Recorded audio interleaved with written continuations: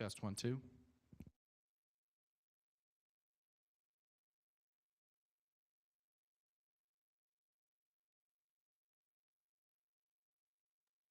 Yes. Last time. So, okay, that's good.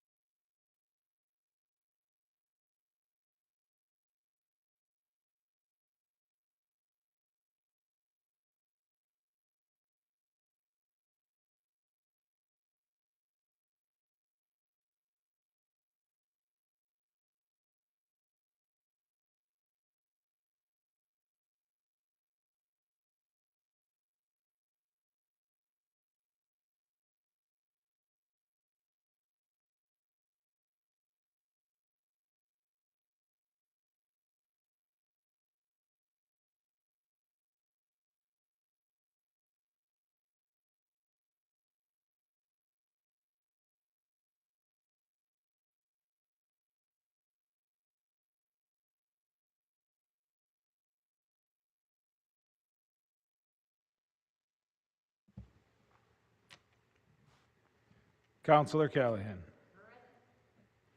Councilor Lemming. Councilor Mullane. Councilor Scarpelli. Councilor Scarpelli is absent. Councilor Singh. Vice President Lazaro. President Beers.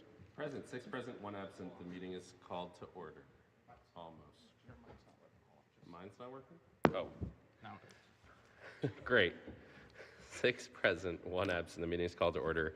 Councilor Scarpelli let me know that he's not able to attend tonight due to a family matter.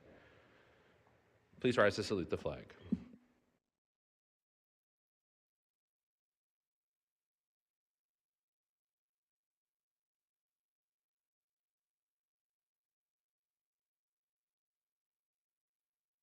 Announcements, accolades, remembrances, reports, and records. The records of the meeting of February 24th, 2026 were passed to Councilor Singh. Councilor Singh, how did you find those records? I found them in order. I move to approve.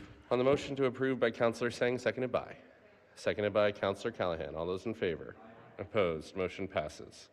Records of the special joint meeting of March 3rd, 2026 were passed to Councilor Lemming. Councilor Lemming, how did you find those records? On the records in order and move to approve. On the motion of Council... Wait, no, never mind. We're good. On the motion of Councilor Lemming to approve, seconded by? Seconded by Councilor Singh. All those in favor? Aye. Opposed? Motion passes. Reports of committees, 26053 offered by President Bears. Committee of the Whole, March 4th, 2026 report to follow. This is a Committee of the Whole meeting to discuss litigation strategy in executive session. Is there a motion? On the motion to approve by Councilor Singh, seconded by Councilor Callahan. All those in favor? Aye. Opposed? Motion passes.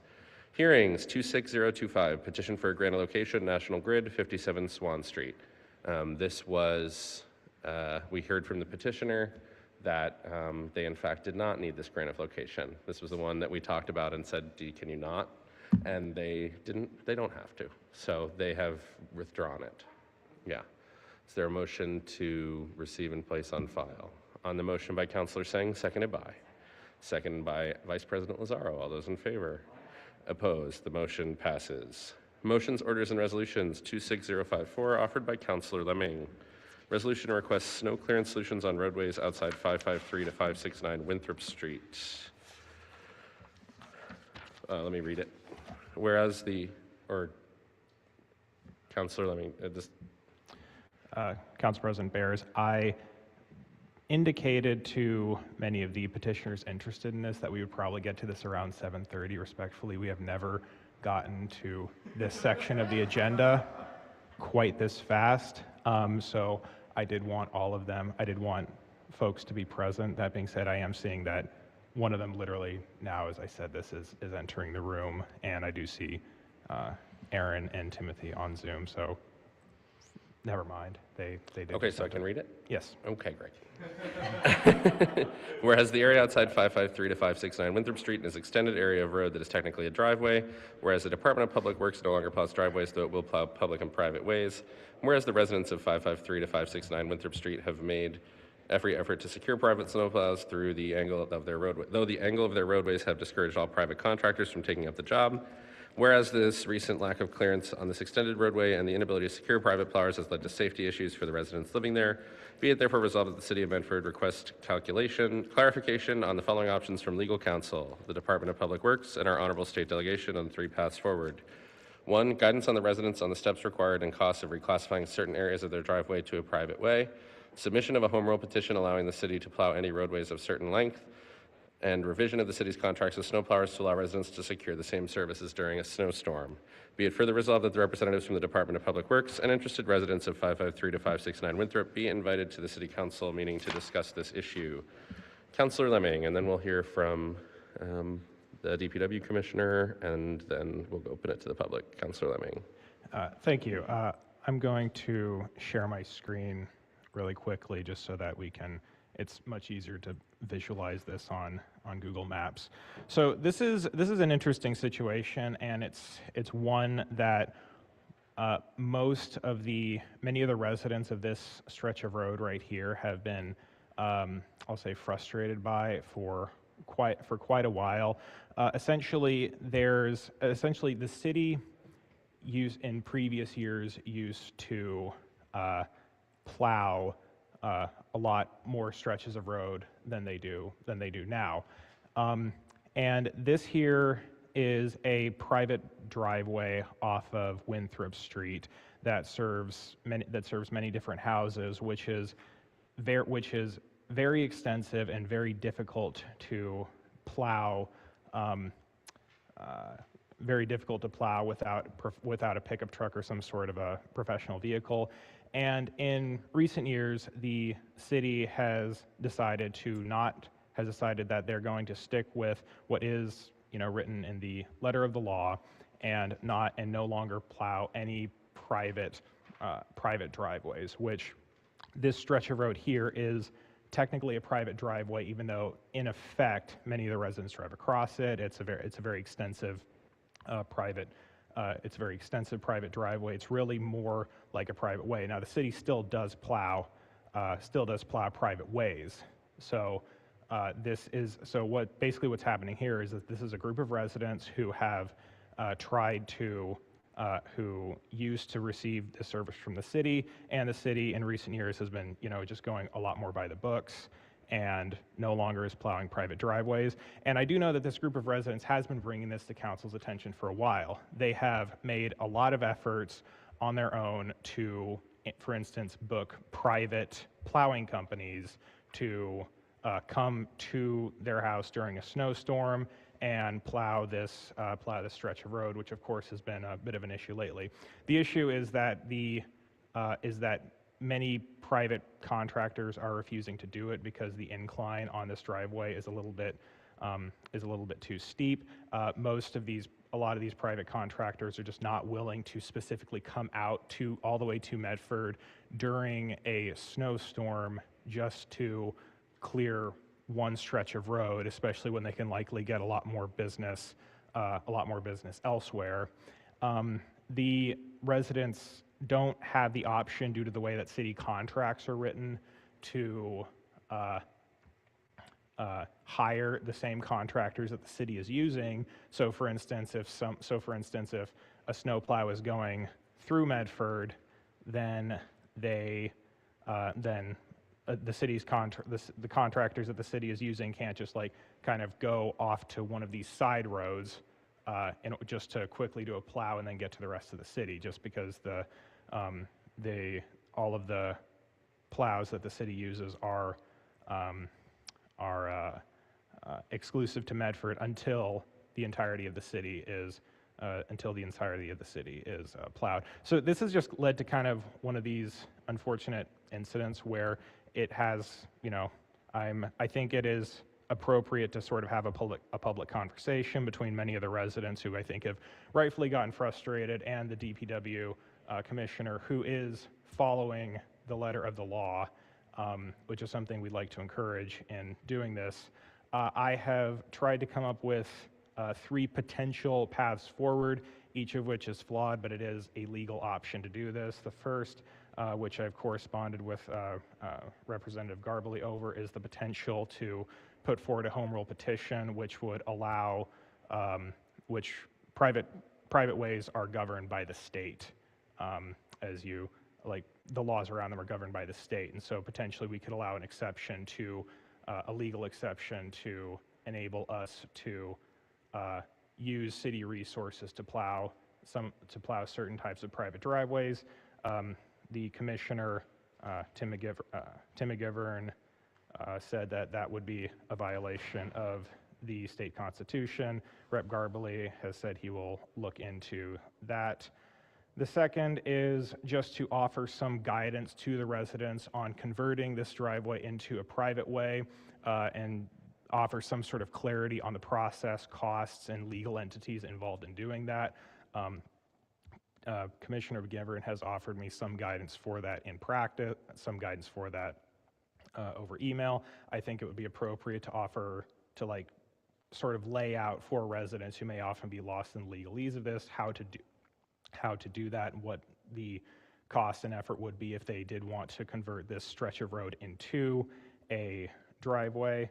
And the third would be to come up with a revision of the city's contracts to allow the residents to pay, to allow a clause in which residents that own certain types of driveways could pay the city, or could pay these contractors to plow certain types of driveways during a snowstorm, just so that they don't have this issue of having to hire a completely separate contractor to drive out to Medford and clear this out. I think either way it is helpful to, have a conversation between the DPW commissioner and many of the residents who live there at this juncture, just to sort of hear what both sides are saying. I will say that I understand where both are coming from, and I just essentially want a situation where the residents on this stretch of road can, in effect, get their driveways plowed during, get this extensive get this pretty extensive driveway cleared during a snowstorm. So with that, that's a presentation of the issues. I would love to hear from my colleagues, other folks who live in the area, as well as Tim McGivern on this issue. And I see that one is raising her hand. Thank you. I appreciate Councillor Lemming taking this up. I hesitated because being copied on these emails, I was very aware of the issue. I'm also, I don't think I need to recuse myself from this because I don't benefit from any outcome monetarily, but I'm close friends with a few residents that live on these roadways, driveways. I've driven on these driveways and parked on them myself before and after snowstorms, and I'm very familiar with what it's like. The driveways are very steep. There is something that happens with some frequency in Medford that I respect our DPW commissioner for wanting to correct, which is that there were deals made between certain people and maybe city councilors or mayors at certain times over the years where things were done for people because they knew people in City Hall.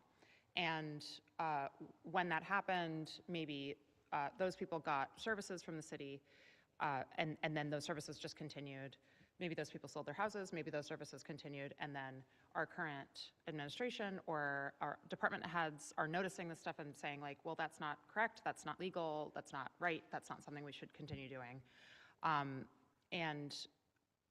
Wanting to correct those is rational and legal, and I understand the impulse to do that. However, the residents that live on these roads are in a position now where, especially this winter, they've had numerous severe snowstorms and have asked repeatedly for assistance. They've offered to pay for plowing services. They've just asked for even the names of plow services that they could reach out to, which was not given, because then those services would be removed from the Medford roads that are serviced by the city. It put the residents in a really uncomfortable position, a really impossible position where they couldn't they weren't able to drive out of their homes. And if in the situation that these residents are in, because they're on steep driveways, if somebody has disability or somebody's elderly, it's not possible for people to get out of their homes. It's not possible for emergency vehicles to access these driveways, and it's dangerous, and all of these things are then necessary for the city to address, I believe. So I really appreciate Councilor Lemming bringing this forward. I do think we need to have a more robust conversation about what it means when we remove services from our residents. And also it is the responsibility of City Council to do constituent services to this level. We don't have anybody else that does it at a city level. So I think this is the correct forum for it.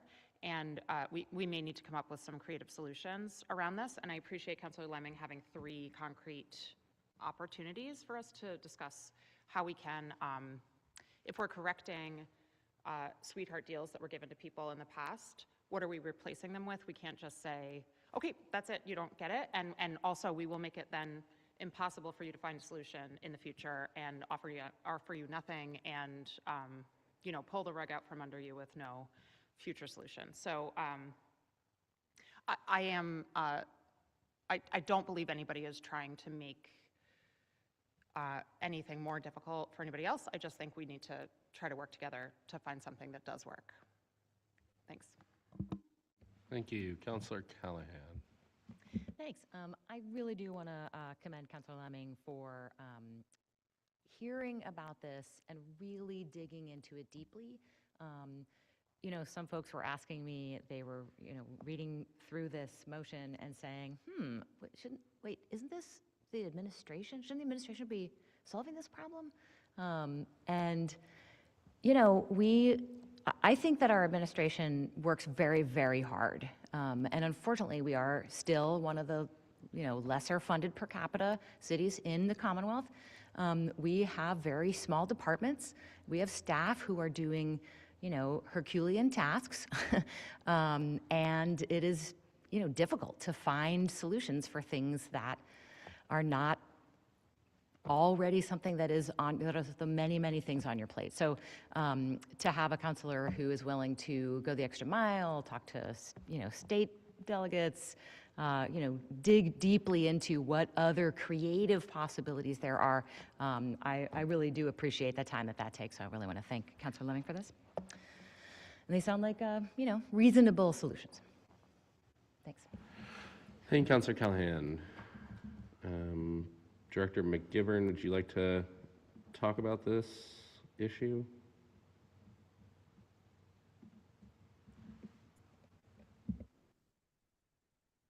Commissioner McGivern, my apologies. That's okay. Can you hear me? Yes.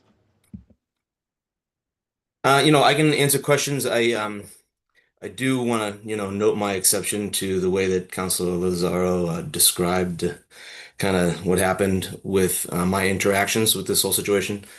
Just to kind of clear the record, we gave plenty of notice. I realized we were plowing a private driveway, and didn't put a stop to it immediately because we didn't want to remove services, pull the rug out from under them. We didn't want to do that. So we did provide a lengthy transition period, an educational session, and communications, pretty robust communications thereafter, pretty consistently. So, and I've been offering myself up for advisement consistently.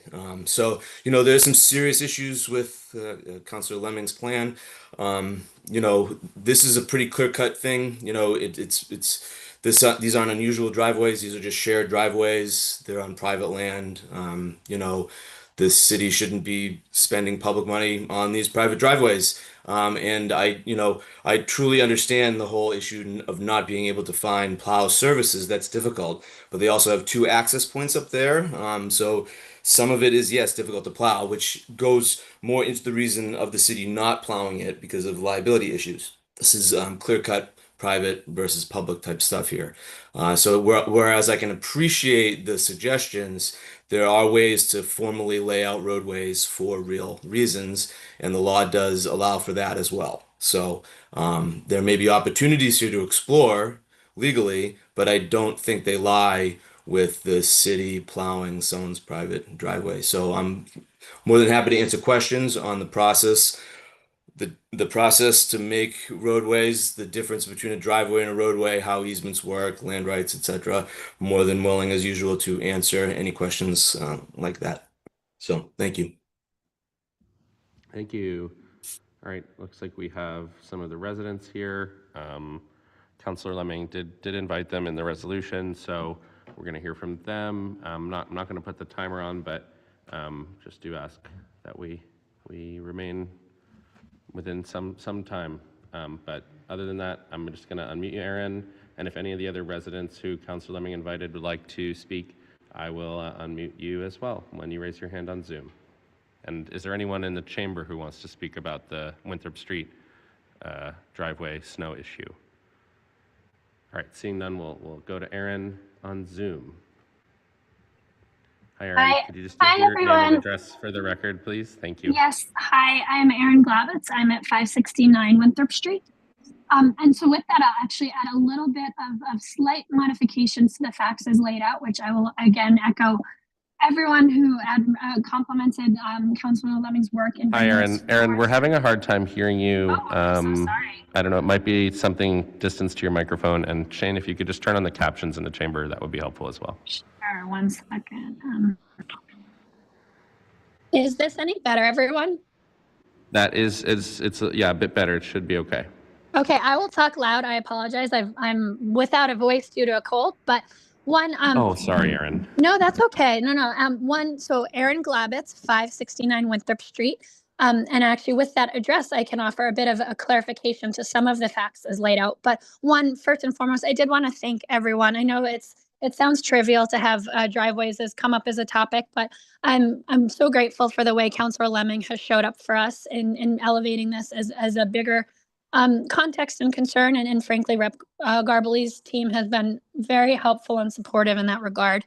So one, clarification, in addition to the lengthy driveway that Councilor Lemming showed, which I believe serves 2 homes, I'm the owner, part owner of a driveway in collaboration with another neighbor that serves 5 homes that has a similar steepness. And it is a driveway that is split between 2 zones or 2 zoned plots, but 5 total units have an easement to.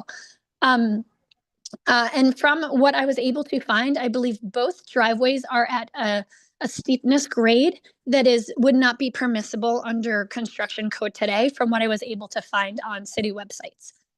For that reason, we have encountered many private plow companies that would actually not even consider taking our phone call, or rather, once they looked up the address, wouldn't take our phone call. We had more who came out and said they could not service it because of the steepness.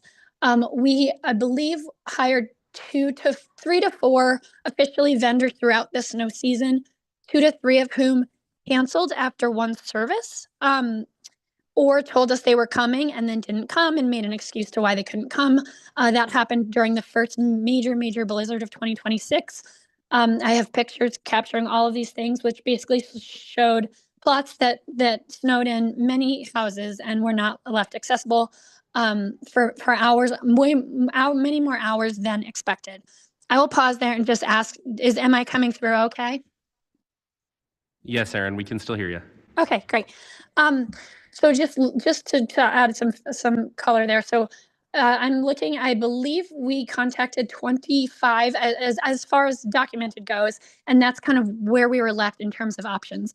Part of the reason for the drop off in service is that most private plows did not trust the steepness of our driveways against their equipment. They felt that driving a plow up our driveway would damage their equipment. As such, the only option was snow blowers and hand shoveling. As you can imagine, an industrial scale plow could do the driveway in 5 minutes. I know that because the one that the city hired until last year did go that quickly. However, having a crew come up manually, I think the most recent one, which granted it was a large blizzard, I do believe took them at least 2 hours, and I think at a cost of $800.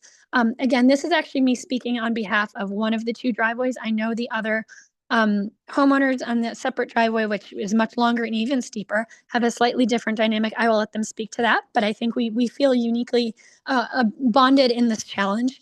I would also like to say that I deeply admire the desire for equity across the city.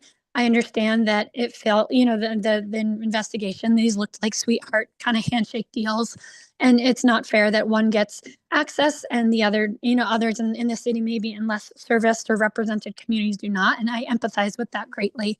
In conversing with the city about that, I did propose, one, acknowledge that fact, acknowledge that we would want, if that's sort of the dynamic, it's against law, it's unequitable, we would pay for the cost of this. The main struggle we had was with securing an appropriately professional vendor who could service this and not cancel on us, such that we couldn't leave our homes. That's why I think that one of the resolutions is favorable in that regard. And frankly, I am hopeful that if it's passed, it could help other neighbors, because I don't know how many neighbors struggle with this. And granted, it is our first year. Maybe with time could have sorted it out, but the reality is that that kind of doesn't matter when you're snowed in your own home, despite your best efforts. And by the way, I'm happy to share the spreadsheet that captures this. So one thing I also will correct, Commissioner McGivern, after a series of exchanges and reminders, had his team share a list of the city hired vendors, but he greatly emphasized that we could not engage with them until after the storm was over. We did engage with the handful and were able to find one that was the one that historically plowed our plot on behalf of the city. They recognized it. They were willing to work with us kind of after the storm had cleared, and they were going to use their plow vehicle, and it was at a favorable price compared to the manual snow blowers and shovelers, as you can imagine. So I frankly, that's just an example of sort of, if there was some flexibility in the policy, I think we could arrive at a solution that is good for all. I think a thing that I have found unsettling about this is kind of treated like we are inappropriately asking for something by just asking to be able to safely leave our houses at our own expense. I also think, there's a broader discussion here that I know some of my neighbors want to speak to, of just other ways to address this. But I did want to kind of give that lengthy history of how we've attempted to address this. So, while I understand the intent was to give us notice, and to provide information, the reality on the ground, I will say, many of these landscaping plow companies aren't thinking about plowing in the spring because it's their landscaping season. So you have to call them close out. Tim McGivern, Commissioner McGivern, often told me you can Google it and find a landscaping company. I believe it was 22 of 25 companies contacted wouldn't even entertain it, with additional few coming once and canceling. So did want to just paint that as a color. I hope if there is a change, I do truly want it to benefit all. We are also kind of willing to put our resources financially towards this, as we've indicated from the very beginning. And I do sincerely appreciate the opportunity to talk about this and appreciate being listened to on this. Thank you. Thank you, Erin. Are there any other residents who are here to speak on this matter specifically? All right, I will go to JV. Could you give your name and address for the record, please? Sure. This is John Hanson. I'm at 553 Winthrop Street. Thank you. We're the house kind of on top of the hill between the two large developments. I think Erin kind of laid out the problem with plowing very well. We're kind of facing the same issue here with a very steep road and a dirt road coming to our house. But a couple of things that I'd like to add is that these roads have been being plowed for like decades, and I don't think it's right that it just stops all of a sudden with no good solution to go forward with. And then the other thing is we're flanked in the middle of two huge multi-million-dollar housing developments that the city has oversight over. to me, it seems like the perfect opportunity to do something that benefits everybody and have these guys put in roads that can be turned into private ways or public ways or whatever, something that can be plowed, or make them include us in their HOAs. Like, this is the perfect storm that's happening here, where some city intervention and help could incentivize these developers to do something that's better for the community and its citizens. And I think if we just let that opportunity go by, then the situation is just going to continue to be bad for everybody, right? We can't get out of our homes. We can't secure the right kind of plowing because they're tied up doing plowing for the city and don't want to entertain things. Sure, these are legally considered driveways, but they are extremely long and they act as roadways that the whole city uses. And in fact, two large developments are using with large trucks, damaging the roads. Like, there are times that they're barely drivable because there are potholes and the plowing doesn't come soon enough, and something needs to be done. And we're kind of at a loss of what to do because we've exhausted all avenues, and we need the help of the city that we live in and pay taxes to. Thank you for your comment.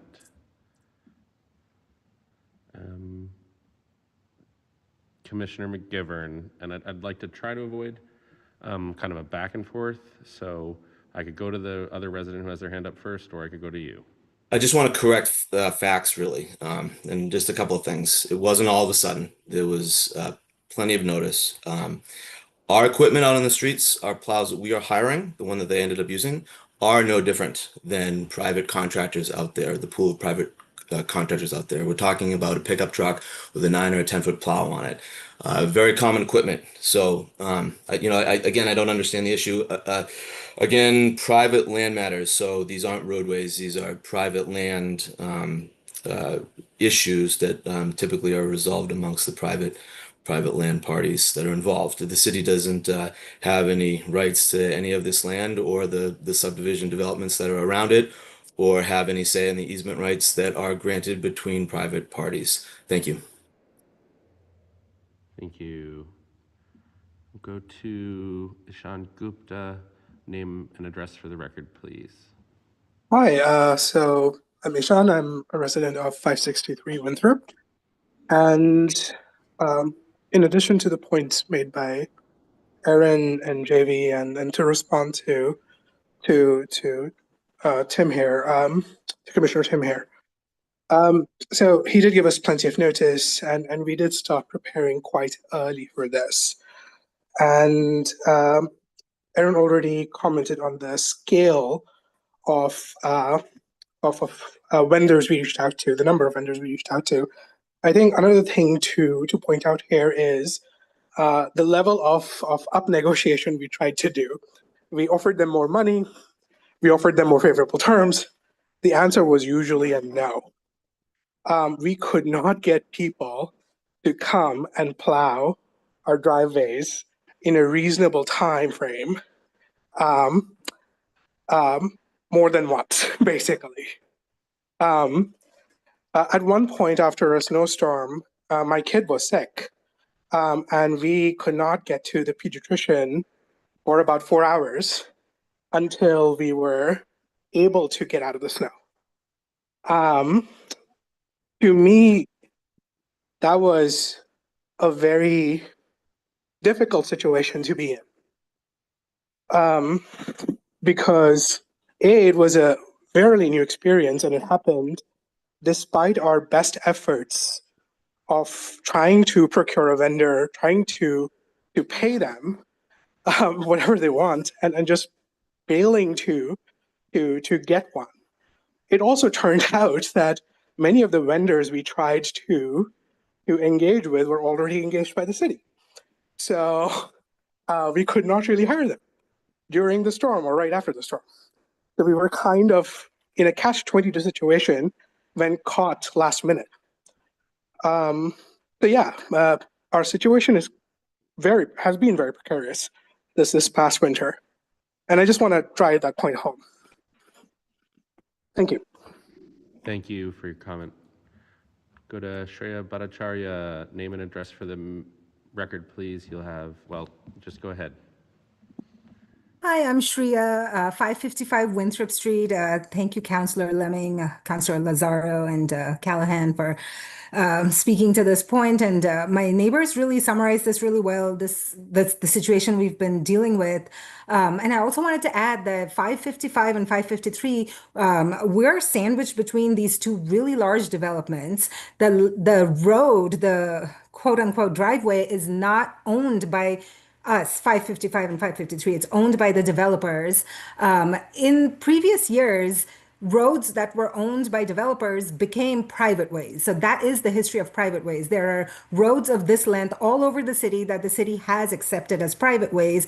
But because times are different now, Tim McGivern said that Commissioner McGivern said that the city will not accept this road as a private way. However, the steepness, I mean, there's nothing that can change in terms of the steepness and this road. There's nothing we can do. There's nothing that developers will do, but the city will not accept this as a private way. And this makes it especially difficult because now it is going to be a driveway, according to Commissioner McGivern, because the city will not accept this as a private way. Whereas in previous years, when developers built these developments, their roads did get accepted as private ways. Moreover, there are ways like this, and I can think of like Essex Street, which are being plowed because like a storm drain grows through them and things like that. So the fact that Commissioner McGivern, you're saying that this is illegal, this cannot be done, is not 100% correct in my understanding. And so I'm just not understanding why we are going through this basically. And thanks again, everyone, for giving us time to speak about this. That's all. Thank you. I'm gonna, Rob Carney, I don't think you're a resident of the area, so we will come to you after we're done with all the residents from the area. Are there any other residents who'd like to speak before I go to the building, DPW commissioner?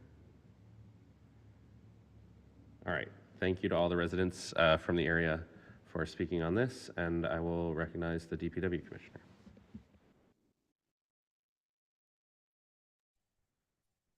Hi, thank you. I just want to correct a couple things. Sorry. So these roads this driveway is not owned by the developers. So it's, and actually there are easements rights associated with it. They go over other people's property that the developers are building and making. Roadway law is really clear. Parcel layout for roadways is really, really clear how that works. So just wanted to correct that fact. And, roadway layout versus a driveway are very clear, and I did put all of this in writing and explained in detail and the differences to many of the residents, including Shreya on this, as well as what it would take to create a properly laid out roadway, what that would take and what it entails, which is, of course, an option, but one with challenges for sure. I can foresee those. So anyway, thank you very much. Thank you. Looks like the planning director would also like to speak on this matter. Director Hunt. Good evening, Alicia Hunt, Director of Planning, Development, and Sustainability. I actually just wanted to chime in. I've been trying to find the files on this. I'm here for another matter tonight, but I was sort of perplexed by this because there are two developments. One is much lower, and obviously it's very steep, and we did require that developer to continue to allow access along the very steep road down to Winthrop as part of the conditions of the plan, but there was just so much we could require between two private parties to a private development. The bridle path, however, is the new one that's going in, and that one is supposed to be providing a generally flat bituminous concrete driveway, bituminous, like an asphalt driveway that is to provide access to both 555 and, sorry, the other one isn't on this screen. But to the two houses up there on top of the hill, the best diagram that I have for it is actually one that shows how a fire truck would be able to then get to those, and that it's fairly flat up there. And that project, I have to admit, I haven't been up there to take a look to see what the stage is. I do know, but I think it's fairly well advanced. In fact, the road should be done and there should be a paved driveway up there. And we can come take a look and see what's going on with that. That's on the side by Headland Way.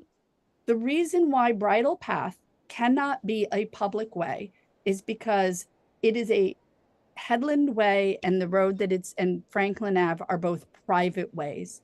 And we cannot have a public way all by itself isolated with no access to any other public ways. So if Headland and Franklin were public ways, then we could have had Bridle Path be one. But because those are private, it's only touching a private way. However, it should be, and I have to say I have not been out there myself to inspect it at this time, but it should be built to our regular roadway standards because we require that as part of the subdivision process, is that it should be built to these standards. So I just sort of wanted there should be a flat paved access up there at that height.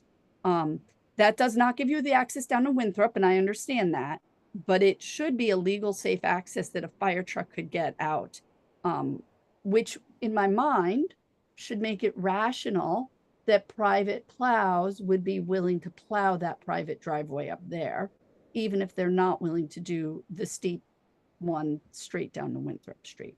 So I just wanted to share that, and I have the plans if it's helpful. Thanks. It looks like we have, sorry about that. Looks like we have two residents with a little bit, if you could just keep it brief, if these are comments relative to what Alicia Hunt brought up around Bridle Path. Shreya? Hi, Shreya, 555 Winthrop Street. Director Hunt, I really would invite you to come take a look at the condition of the road. That's all. I mean, it's the potholes, it's not paved at all. I understand they're working on it and work takes time, so that's not a complaint about that, but just the fact that it should be paved, I really want to invite you, and I'm happy to show you around. But please do come by and take a look at the condition of the road. That being said, we don't really have a problem with the developers who are developing it. Our main concern is the land between Bridle Path and Mary Kenny Road, and the fact that we were hoping that the city would accept that as a private way, as the city has done in the past for other roads built by developers, but it wasn't. And now we have a very steep driveway, quote unquote driveway, which we don't own. We don't own that land, that we are responsible to plow. And also the other problem is our address is 555 Winthrop Street. So we need the access from Winthrop Street because that's what delivery vehicles are using. And if that road, that access is not there, it makes life really hard for us. So the steep part is the challenging part, not the Bridle Pathway per se, but the path coming up from Winthrop Street, because our address is literally Winthrop Street. Thank you. Thank you. Yeah, I'm going to recognize the two remaining folks. If we could just keep our comments to about a minute. It sounds like we're not going to resolve this here in the room tonight, but I will just let folks respond to the additional information briefly.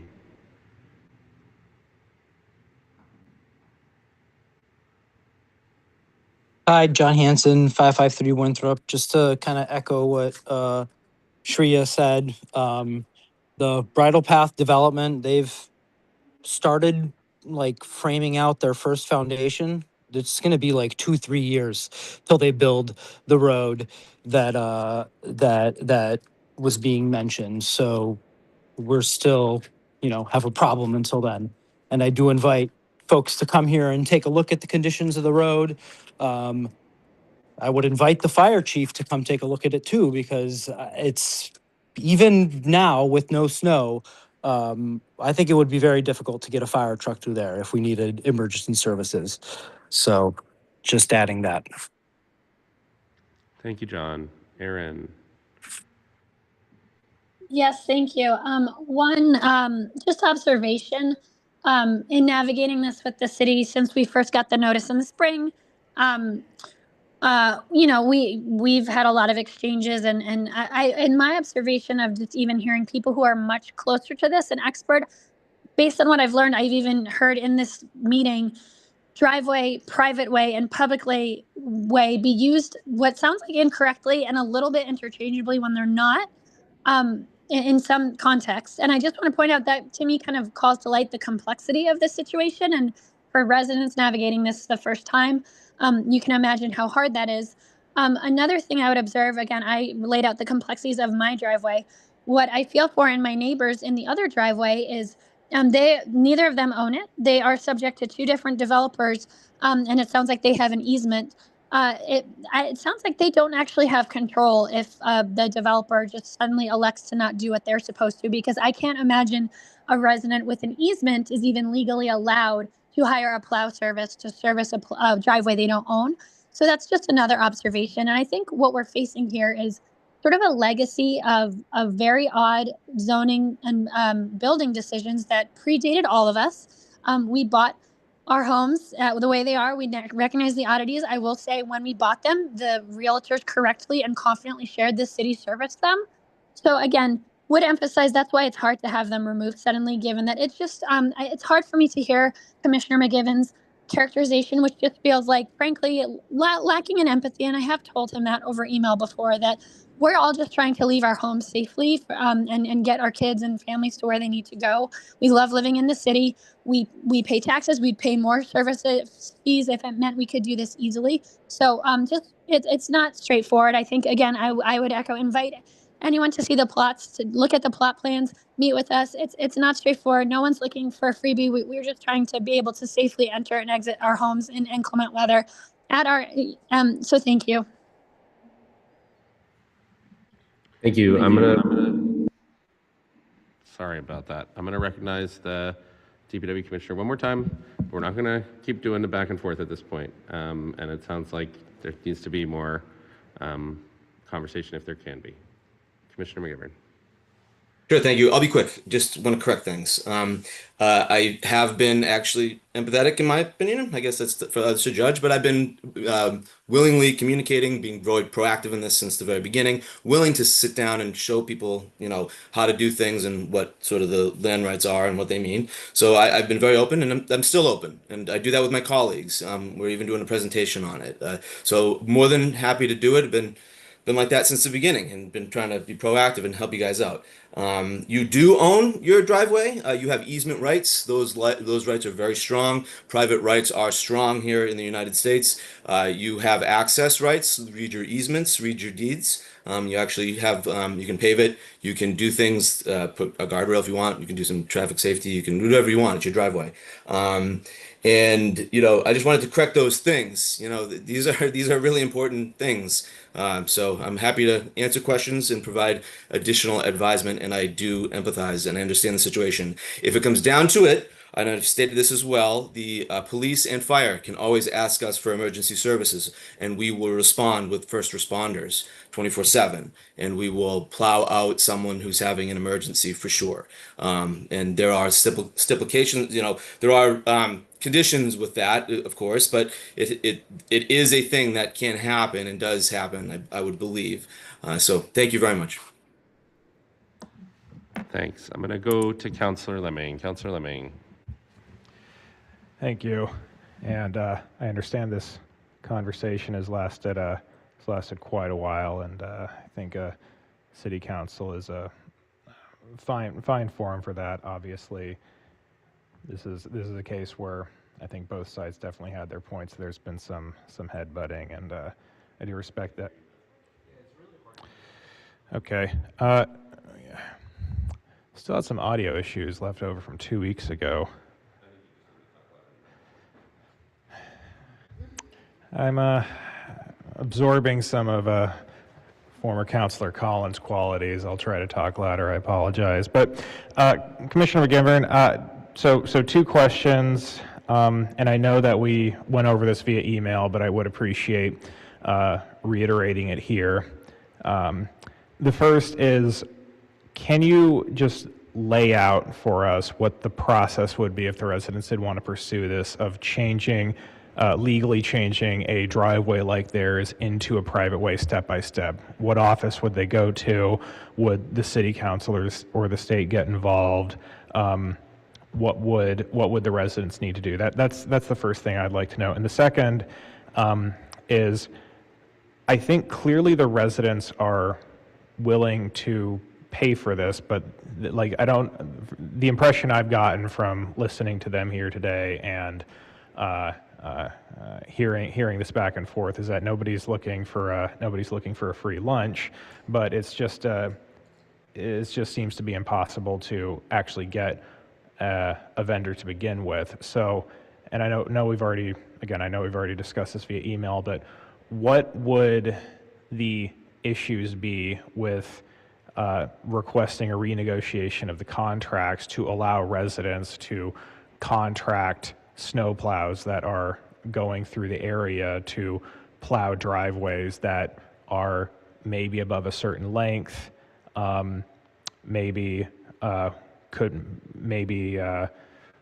cases where residents can prove that they've tried other snowplows to begin with? Because in my mind, I understand that it would be shifting resources slightly away from other roadways, but it does make more sense if residents wanted that to be able to take a snowplow that's used to the area that's passing through to just take 2 minutes and plow this driveway. So I see a potential change to the contract with these snowplows as being the easiest, potentially the easiest solution to this. So those are the two questions. The first is just the step-by-step process, and the second is just the issues you see with changing the contract. Councilor Singh, do you have questions for the commissioner? Yeah. All right, if we could just get them in a list and then we'll do that together. Councilor Singh. Thank you. I mean, I think everyone has said that this is complex, but I really feel for the residents here. They just want to go home, be able to get to school and get to work. And my understanding is that, I mean, the residents have said that they've reached out to the private contractors, that they weren't able to get them because of the grade of the driveway.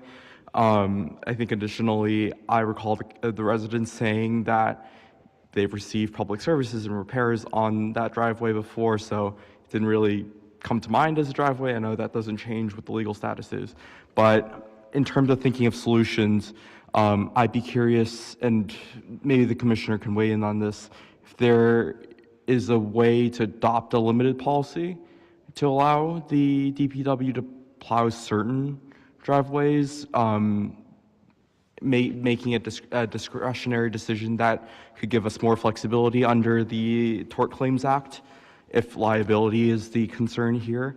I mean, we'd probably have to get legal counsel in to really discuss this as a possibility, but is that something that the city's looked at? Basically, I mean, is there something in terms of getting residents to sign liability waivers or something like that for the city to pursue? All right, thank you, Councilor Sang. Commissioner McGivern, we have those questions from Councilor Lemming and Councilor Sang.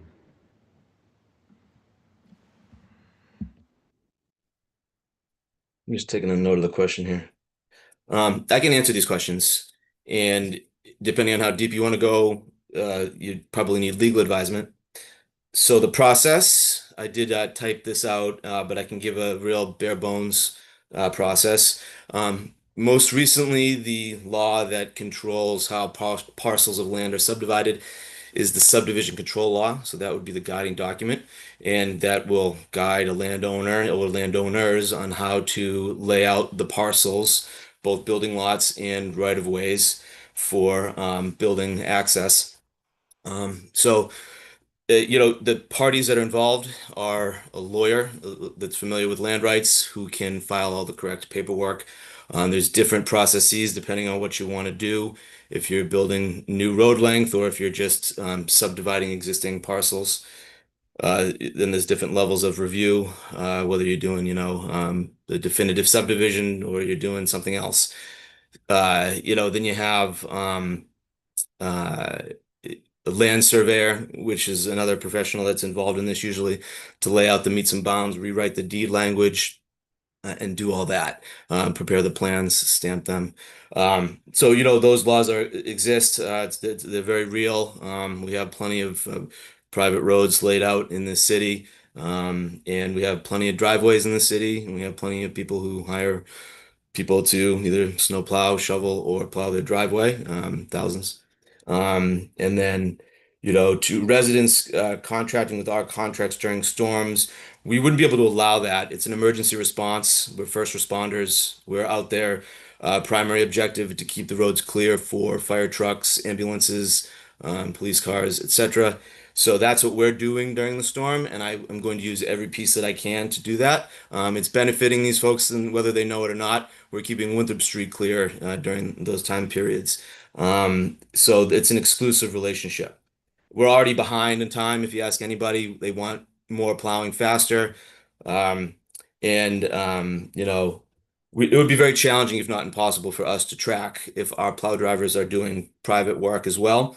All kinds of issues there that would be a nightmare to deal with and untangle. And then the question about adopting some sort of limited policy, well, you'd be adopting a policy to violate the public dollar as far as the Massachusetts Constitution is concerned, and spending public dollar on private property. And then it would also put us directly in the business of private driveways, which we got plenty of business in the public ways. We're also pushing the envelope just to kind of put it on the radar on private ways, privately laid out right-of-ways that may not meet city-built standards. Because before 1950, really about there were no standards that had to be met that were established by planning boards. So before then, a road or a driveway was just anything that you could build. And all you had to do to get it registered was to file a plan with a board of survey. Those times are long gone. So for good reason. But hopefully that gives you a little idea of some of the framework involved and some of the reasons why we wouldn't, kind of get in that business of private ways. And what I was talking about pressing on private ways is we do a lot in private ways that a lot of municipalities would not. So we plow in private ways. A lot of municipalities would not plow in private ways, but we do it, and we do it for good reason, I believe. But private way owners could ask us not to do that if they didn't want us to plow, and we wouldn't be obligated to plow the private ways, but we do in the interest of public safety. But driveways are a different thing. People who own property own driveways, and those come with the property, or the rights to them come with the property. So just want to make sure the record is clear on some of these facts. Thank you. Thank you. I'm going to go to Councilor Lemming, and then maybe take a vote here. Councilor Lemming. Yeah. Well, I guess the dissatisfying thing of this for me anyway is that it seems that every avenue these residents take result in the area around their houses not being plowed, because they have tried to get private snow plows. I believe Erin said that she contacted 25, and they never, none of them would respond. When we're talking about an emergency situation, like an emergency response, yes, the main roadways, we need to keep Winthrop Street clear, but it seems like an ambulance or a fire truck would have a lot of trouble getting to an unplowed roadway of that length. So this is a case where I understand where you're coming from, but we do need a mechanism for the residents to be able to actually clear up the roadways outside of their houses. And it seems like it seems like the avenues they've tried have all come up moot so far. So I would like to motion to, because it did seem like there were some outstanding questions there or a lack of clarity. I would like to motion to have the city look into the possibility of liability waivers for the city to offer residents who would perhaps want to allow the city to plow their private property. I think that it would be reasonable to get a legal opinion on the process for that, or see if there's any precedent in any other cities or towns. I would also motion to, in a separate motion, we can vote on it or not, I would also the motion request the city to look into some potential contract change that would at least allow residents to get their driveways plowed during a snowstorm, and at least I would at least like to know if that has been a thing that has ever been done in other municipalities. Commissioner McGivern.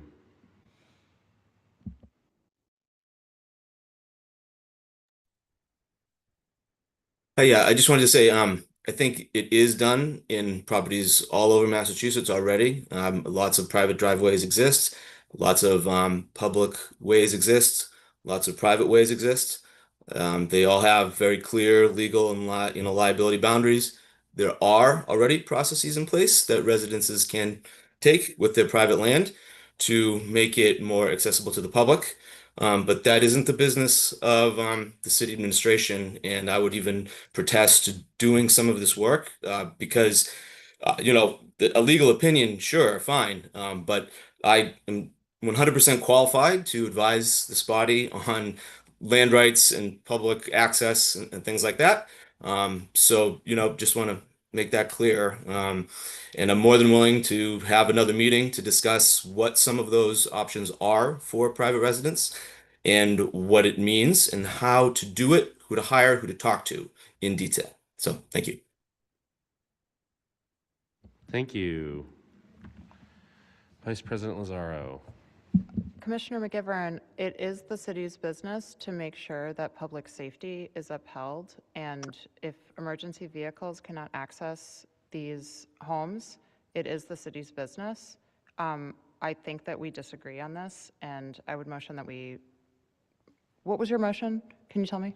It was to request the information included in this motion, plus seeing if there's some sort of protocol around the driveway plowing and the contract change or something. What Director Hunt was talking about earlier, I think, gave me the impression that the developers that were using these roads connecting private ways to private ways with more private ways is in some sort of violation of something. And if it's the developers that are doing something wrong, if it has become a public safety issue, then Alicia it was seems just to me, saying, whatever it is. well, but she was just saying that they're supposed to build a better bridle path's going to be a private way built up to a certain standard. Right.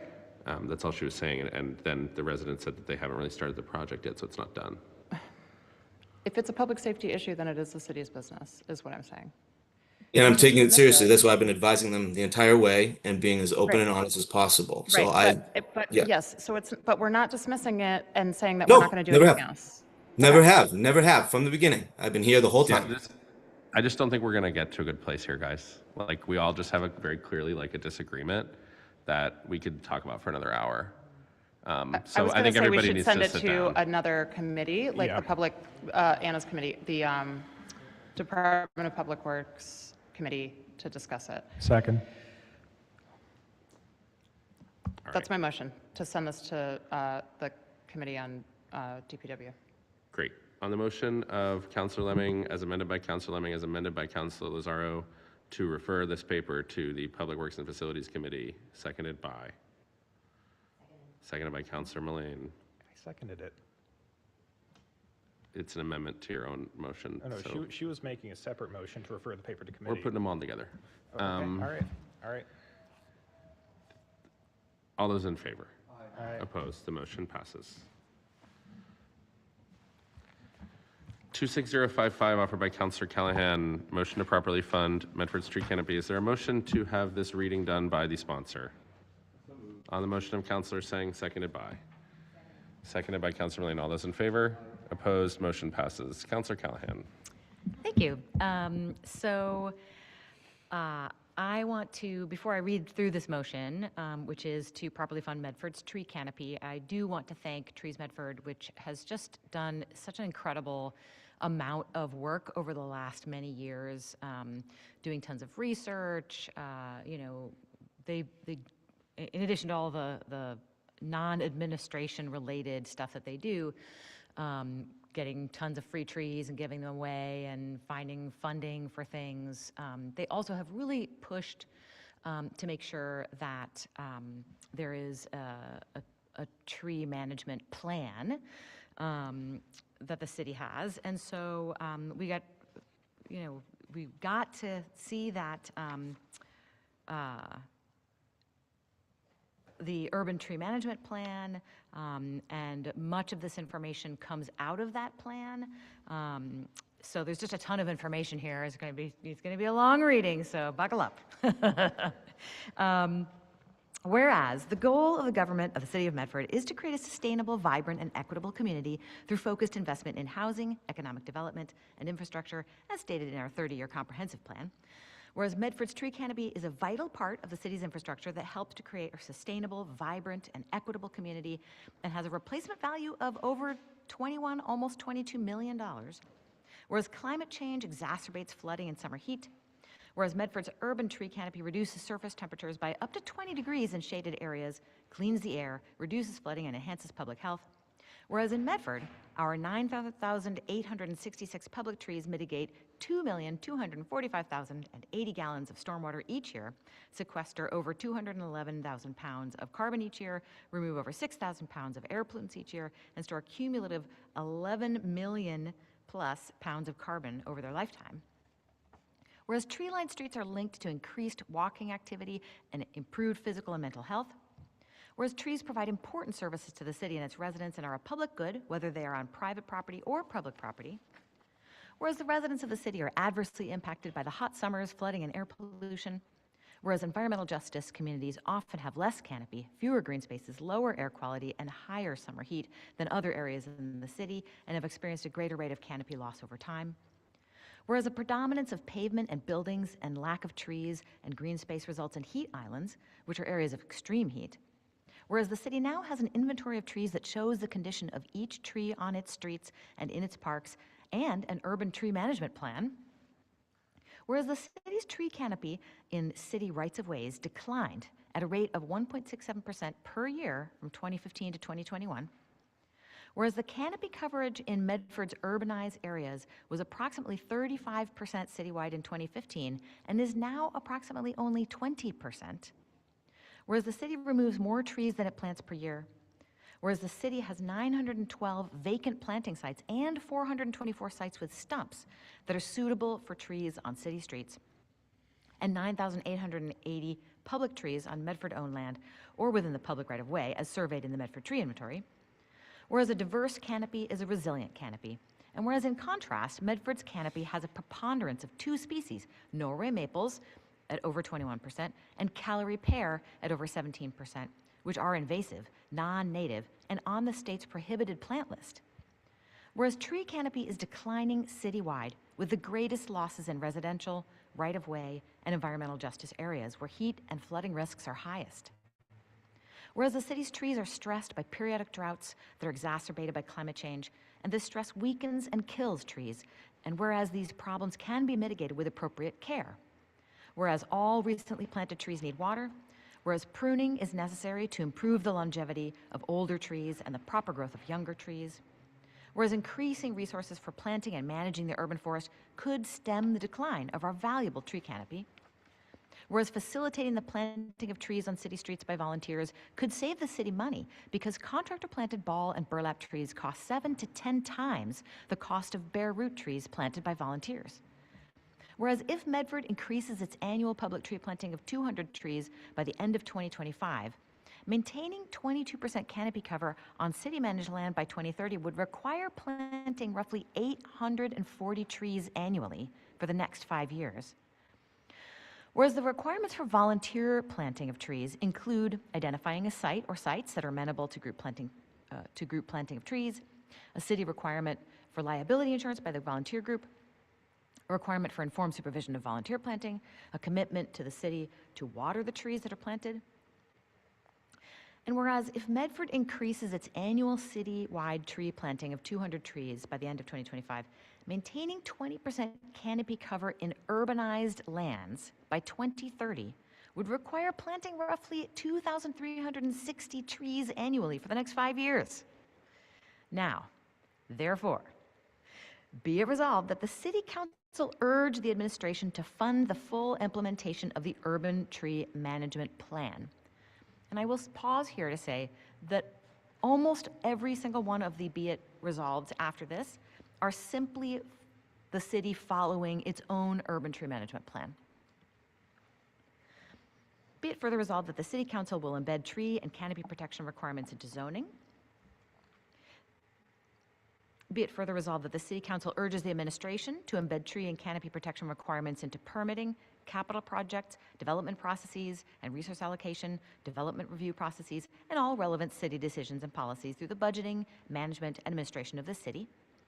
Be it further resolved that the City Council will set a goal of 35% canopy cover in residential areas to be achieved in the next 10 years.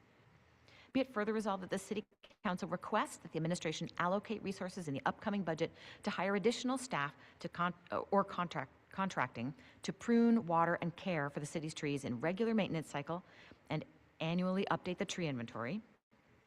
Be it further resolved that the City Council requests that the administration allocate resources in the upcoming budget to watering trees planted in the last 3 years and large trees that the city inventory has shown to be in fair to poor condition on a weekly basis in dry periods during the growing season. Be it further resolved that the City Council request that the administration obtain yearly LiDAR aerial photography data sets to enable it to monitor the tree canopy through the city and assess progress toward goals. Be it further resolved that the City Council requests that the administration allocate resources to ramp up municipal tree planting from 200 to 400 trees per year by 2027.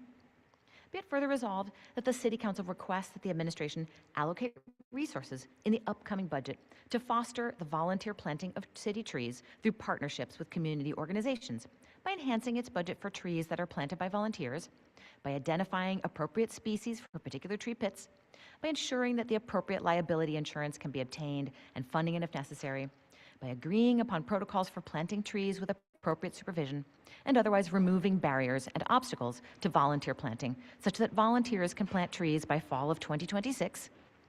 And be it further resolved that the City Council requests that the administration prioritize locations for planting trees, especially trees that would be large in areas of low canopy, and especially in management zones 2 and 3, which roughly encompass the neighborhoods of Wellington, East Medford, Hillside, and South Medford as described in the Urban Forest Management Plan. Thank you so much for listening to this very long motion and very detailed motion. What I want to emphasize about this is 2 things.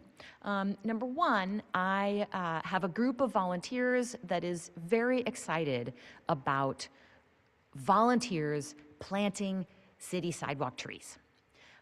It started off with 4 or 5 people. We sent out an email asking who might be interested in participating, and we had over 70 people sign up. People want to dedicate their time to the city and to our tree canopy. That's going to save the city a lot of money because by far the largest expense in planting trees is the labor. It's not the cost of the tree itself. So the city could be trying to upkeep its tree canopy. We're not building the tree canopy, right? Because we are currently losing tree canopy every year. If we let volunteers donate their time and effort to the city, which they want to do in fun community events, that is simply going to help us maintain the tree canopy. And I appreciate that the DPW commissioner has supported this. The mayor has publicly supported this as well. And yet the volunteer group and I have found a lot of obstacles. We're now being asked that while the trees will be paid for out of free cash, we're being told that other expenses that we did not know of and we did not expect, like paying an arborist to be on site during these events, or paying for, having some liability insurance, which we may be able to. I mean, I tell you, the Trees Bedford people are incredibly resourceful, and they're like, no, don't worry, we've got that covered, But there just seem to be a lot of obstacles, and, this is such an opportunity for the city to save money, that we're just urging the city to allow us to plant trees to take some of that financial burden off of the city. And I think it would just be lovely if we really can do this by the fall of 2026. I think it's not too much to ask. So that's the first thing is, I've had this volunteer group. We've been working for over a year on this project and we still can't do it. We thought we were going to do one in the fall of 2025, and then all these obstacles came up. So that was what initially started the conversation. But the rest of this large motion that I just read is about the fact that we do have a really amazing document, the Urban Tree Management Plan. Did I call it the right thing? Let me just make sure here. Yes, the Urban Tree Management Plan. And this document that the city has created is incredibly well researched and detailed. It has a fantastic plan for how the city can do its best to maintain the tree canopy that we have, and to hopefully replace some of the tree canopy in especially these environmental justice communities, which are the streets that if you drive down them in South Medford, I used to live on one, had like one tree on the entire block, literally, the one next to me had 0 trees on the whole block, starting to, replant some of these trees in these neighborhoods that just have absolutely barren streets. We have a plan, we just need to fund the plan, and it's not wildly expensive. So this motion is basically to say, hey, let's follow the urban management plan that we just created. And that's pretty much it. Thank you. Thank you, Councilor Callahan. Councilor Sang. Thank you, Councilor Callahan, for introducing this resolution. I shouldn't add too much onto it because you've said it all so well already. The data, the facts that you've included in the resolution, I think speak to a reality that we're all seeing and experiencing as residents of this city and residents of this planet, that over the last few decades, years, months, even days, we can see the impact of extreme weather in our community, in how it affects people's day-to-day living, and the danger it brings to people's lives. From extreme heat to extreme cold, trees are something that really help improve residents' lived experience here. I mean, when I was first running years ago, something that I talked about a lot was heat islands, and the fact that in environmental justice communities, in communities that are very often overlooked in the city, East Medford, Wellington, Glenwood, South Medford, Hillside, we've had real heat island problems. And over the last few years, we have been strategic as a city in terms of planting trees in those neighborhoods at a higher rate. But what's important to note too is that our trees are being cut down at a higher rate than we are planting them at too. And so that really calls for urgent action. And the Urban Forest Management Plan is a plan that this council has asked to see for a very long time, and I think we're very excited for it. Residents should know that there's going to be an information session on it on March 30th, Monday, March 30th at 7 p.m. at the library. And that's something I'm very excited for residents to be able to engage with and learn about our plan. But that plan is going to be, we just don't want to see that plan be for naught, right? It's one thing to know our problems, to have a strategy with how to deal with them. It's another step to actually, step forward and say, we are going to fund this, and we are going to treat this like a serious plan and not just a document that sits hidden away on a laptop. So it's that part's really important. I've also seen the enthusiasm from the volunteers that you've spoken to when it comes to planting trees.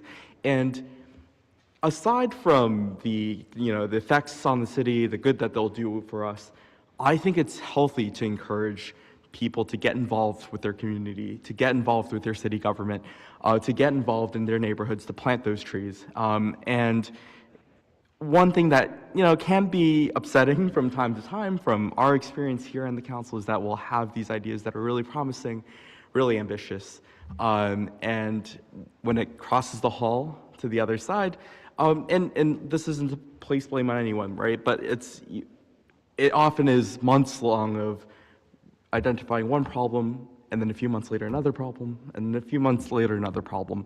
I think something that needs to happen in City Hall, and something, I think we do try a lot on the council to address this problem, but something that really does need to happen more on the other side is that we lay out all the problems in the first meeting, and so that we can address all of them comprehensively and get the program off the ground. And so, I think in whatever form it is, be it asking via resolution or during budget season with our budget requests, asking then, I think it's really important to support resolutions like these so we actually do make the progress we want to see as a city.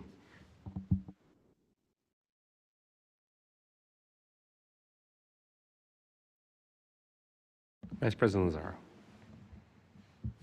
Thank you. To echo part of what Councillor Sang said, I think something important that Councillor Callahan is doing with this resolution is taking her initiative to the next step, and that is often something that we have to do as councillors. And carrying through our resolutions and our projects all the way to completion is can be difficult and can take a really long time. And I appreciate Councillor Callahan reminding all of us about this project and how important it was, and that there is a lot of political will to do this, and that there is a lot of interest, and that it has, I remember one of the times, I joke that the environment isn't really my thing. I like it, I care about it, it's very important to me, but there are other councillors in this body who tend to take that on more directly. And I focus on other things because I know that Councillor Callahan, Councillor Sang, Councillor Lemming will focus on environmental issues more directly than I will. And this is a great example of that because it might not occur to me, but there was a time when I remember doing a Medford Conversation event, and Curtis Duden actually told me that the heat deserts in the city are directly correlated with lower income. So there's the lower income areas are hotter because there are fewer trees, and the parts of West Medford that are closer to Arlington, closer to the lakes, have more trees, and they're cooler in the summer. And I think the air quality is also better. These are things that we really need to focus on and address in the city. It's an equity issue, and it's a public health issue. And saying, yes, this is a great idea, and people are excited about it, so let's just put it in a file and leave it there forever. Is not the way that you actually solve these problems and make sure that things are going to get better for our residents. So the way that we have to do it is we do the resolution, we find the excited people, but then we have to put them to work. And we can't get bogged down by regulatory issues, by very appropriate laws that might slow things down.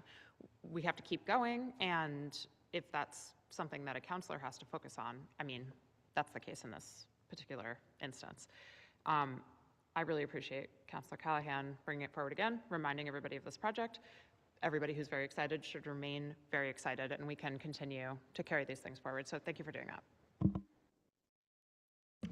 Thank you. Director McGivern, Commissioner McGivern, sorry. Thank you, President Barris, and thank you everybody for hearing me again. I just wanted to thank you for bringing this up and to thank Trees Medford for being an active participant in this whole process. I've been very proud to lead this effort with my forestry division and the tree warden, and it's been shedding light, eye-opening experience. We've been working on it for a couple of years now, and this management plan is something that I really wanted. I'm a big fan of right sizing, looking clearly and shedding light on problems. Um, we now have an inventory of all of our trees that are in Medford. The ones that are in the public ways, in the public parcels anyway. We have a good idea of canopy for the private land as well. And, we have the right tools to maintain that inventory. I'm committed as a DPW to support that effort. Already have been. We got the FY25 new trees are currently being inputted now. And our forestry foreman, I believe, visits GIS weekly now with updates on the tree inventory. So we got the things moving, and I will continue to support this effort. I think this gives us a lot of information to answer hard questions and figure out how to support these efforts because I think it's a sobering view. Thank you, Commissioner McGivern. Do we have any comments from members of the public on this resolution?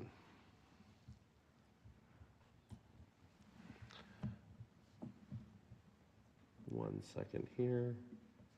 Name and address for the record, please, and you'll have 3 minutes. Good evening, Nick Giorleo, 40 Robinson Road.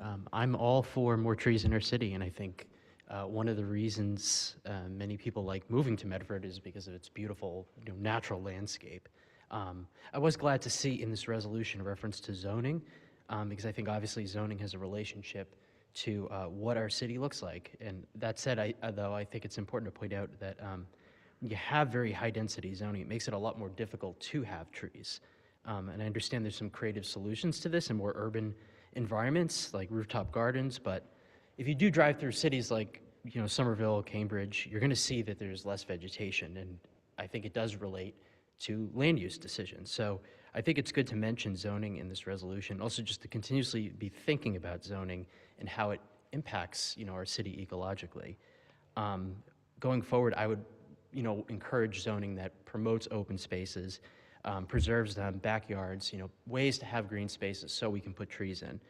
I think, again, this kind of beautiful natural landscape that we see in Medford is a reason people move here. It's good for quality of life purposes.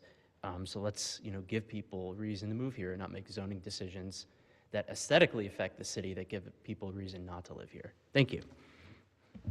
Thank you. We'll go to Robert Carney on Zoom. Robert, name and address for the record, please, and you'll have 3 minutes. Sure. Robert Carney, 50 Hicks Ave, Unit 6. So I live in South Medford, and I border Willis Ave on the Hicks Ave side, and I can kind of see a little bit about what people are talking about with the heat islands. So again, very much like in favor of the idea of improving our tree canopy. I just want to try to put a little finer point on the financial topic, specifically about increasing funding. A question I would have, is how did we get to this point where a tree canopy has decreased by so much? Was funding cut? Was funding level, et cetera? And then, I also want to be thinking about the fact that we just had, we had an override in 2024, and there's a debt exclusion on the table as well. So I think it's very important to put, some parameters in terms of what the funding increase will look like, and share that with the public. And my general viewpoint is that given the upcoming debt exclusion, that our tree budget changes should be tied to our annual CPI change and no more than that, unless we have a further discussion at council and then with the public, and then give members an opportunity to participate and offer their thoughts. Just again, very, very much support adding the tree canopy, but at the same time, we also need to live within our means and just be cautious about overburdening our taxpayers, particularly our working class and senior residents, because each dollar extra spent to expand our tree budget means an extra requested dollar on the debt exclusion for the high school. So just some thoughts for consideration, and thank you for listening. Thank you. Anyone else who would like to comment on this resolution? Seeing none on the motion of Councillor Callahan to approve, seconded by? Seconded by Councillor Sang. All those in favor? Opposed? Motion passes. Board and Commission appointments 26051 submitted by the mayor. This was tabled from our last meeting. There are reappointments on here, Jennifer Keenan and John Lopes for the Historical Commission and Board of Assessors. And then there are new appointments from Sarah Burnt, Henry Miller, and John Dubuque and William Williams. We still have the resumes from William Williams and John Dubuque. I haven't received any further communication with documentation from the administration. I think Councillor Lemming did some of his own sleuthing on this, so I'm happy to recognize him. We did receive a communication from the administration on this, titled Appointments to Multi-Member Bodies. Dear President Bears, I understand there were some concerns based at the City Council meeting on February 24th with respect to Resolution 26051. There's a bit of background here. We'd like to share our perspective as to how someone was sworn in and clarify why limited information has appeared or discussed with the council at that meeting. It then cites the section of the new charter, explains that appointments automatically take effect unless affirmatively rejected by a majority vote of the council within 30 days. A referral can be as simple as an email. Furthermore, the council's role in accordance with the above is to determine if it wishes to reject such an appointment. Nowhere in the charter are there any prescriptions on materials or information that shall be submitted by the mayor, such as resumes or compelling appointees to appear before the council. That said, we're happy to provide resumes for candidates who appear before or who submit one. The mayor reached out to President Bears to discuss these points, and at the time we understood the response to mean the president would place the appointments on the agenda as part of the council's process. It's also important to note a memorandum from KP Law, which says that the city charter, the new charter, is not in effect. The new charter will go into effect in 2028. The email that goes on to say that, as stated in the memo, the provisions don't go into effect until 2028.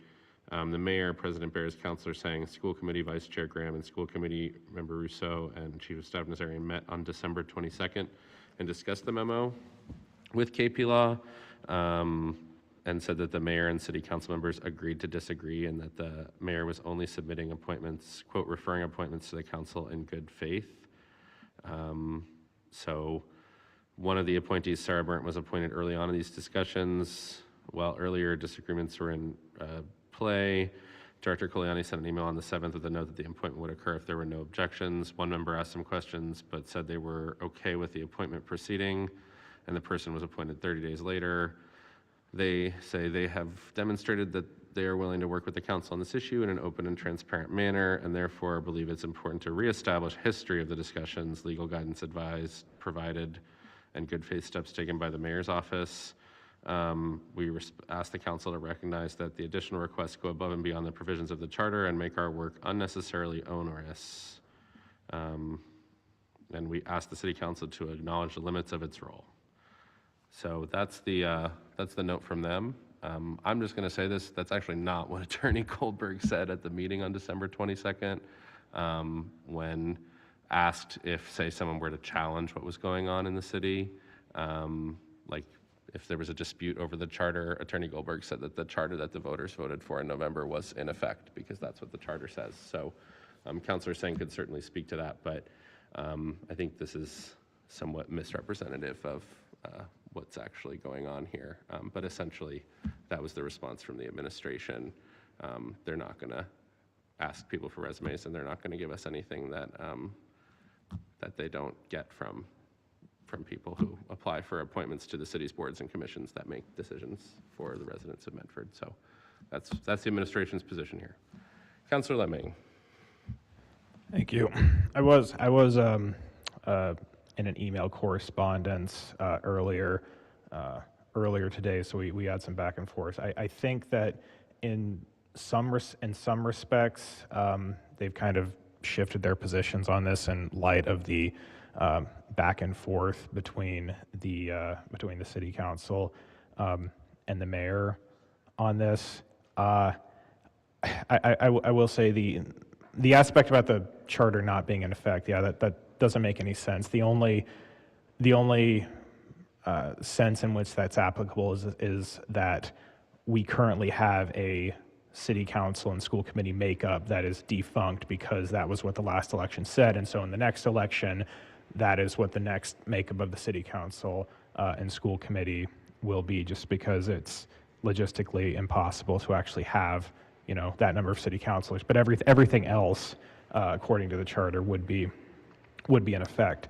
The rest of this I see as an implementation issue, and I emailed the following to the mayor and the chief of staff when we were talking about the meeting last time, and I said, first, the cited section of the charter can't actually be implemented if a rejection vote weren't even possible, and in order for it to be possible, we need to have the names on the agenda in the first place.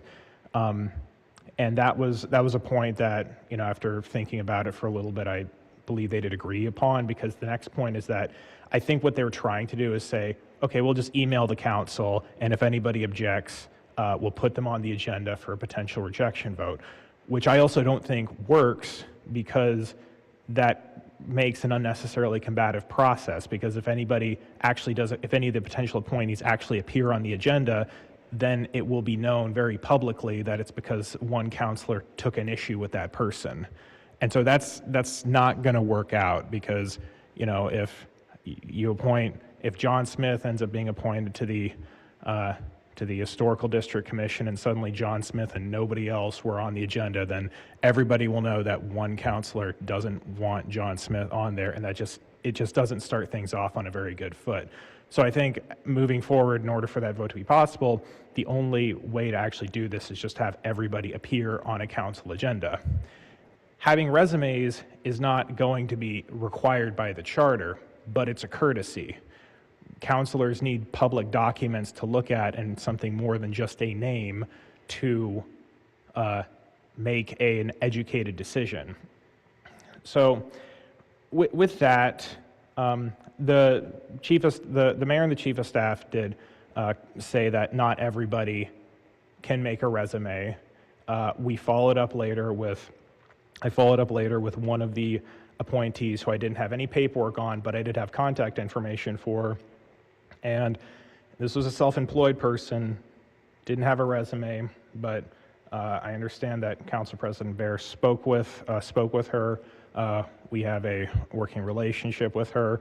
I can understand that. I think it would be fine to have, in lieu of a resume, some kind of a letter justifying why that person is being appointed, as well as just some paragraphs about who they are. We did, with regards to the 6 appointments on the list, we have resumes for John Dubuck and William Williams. I would be absolutely fine to motion that that council approve them, just to get them off the list. I understand that Henry Maloran withdrew from the Council on Aging. That was a private correspondence that I received from the mayor, so I don't believe he's up for consideration. John Lopez, and I forwarded this to my colleagues, also received information on him from Lisa and the chief of staff earlier today, so he's a reappointment, fine with him. Jennifer was the person that we reached out to and sort of had that one-to-one correspondence with. Sarah, I don't know anything about her other than a name, and I know that from a much earlier correspondence, apparently Ryan Hayward recommended that Sarah be appointed, but other than that, I don't know anything about her qualifications. Can't find anything definitive online. I would motion that we accept the rest of the appointments except Henry, who is not under consideration, and Sarah. And if the administration wants to submit some paperwork, even just a letter explaining who this individual is and why she just sort of her qualifications, I would be fine with that. But in my mind, the 30-day issue that clock would most reasonably start when this appointments list is made public. It's currently before us, so I would motion to accept John Dubuck, William Williams, Jennifer Keenan, and John Lopez, and reject Sarah Burned. Thank you. Vice President Lazaro. Thank you. If, I guess the only thing I would like to say or reiterate is that if the mayor or or anybody else in the mayor's administration is not able to present us with any information on any of these, or on a particular person who's being presented, then what information did they have in order to appoint somebody to a board or commission? Would be my only question. If it's just that you knew them, then that is no longer how Medford does things. It shouldn't be acceptable. So I would second Councilor Lemming's motion. Thank you. Thank you, Councilor Zarro. On the motion of Councilor Lemming, seconded by Councilor Zarro, Councilor Mullane. No, I also, I know we spoke about this at the last meeting as we've come into this meeting as well. What I find a little surprising about it is that, we've talked about having more transparency, better communication. I think this is a great opportunity to be able to talk more about these different boards and commissions to hopefully encourage other residents to hopefully apply.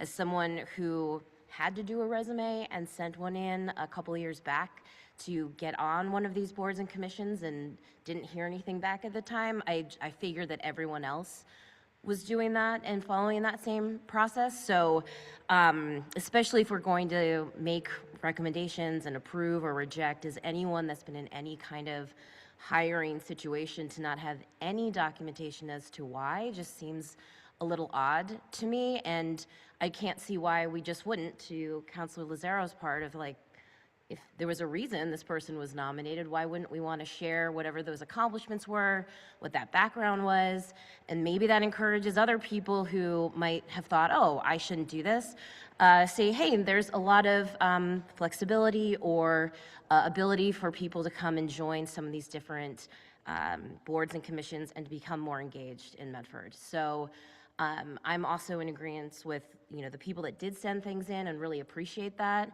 being able to have a little bit more background of why and their resumes. But I would say if we don't have that kind of information, it just doesn't seem very fair or transparent or sharing of communication, I think, like we've all have been talking about.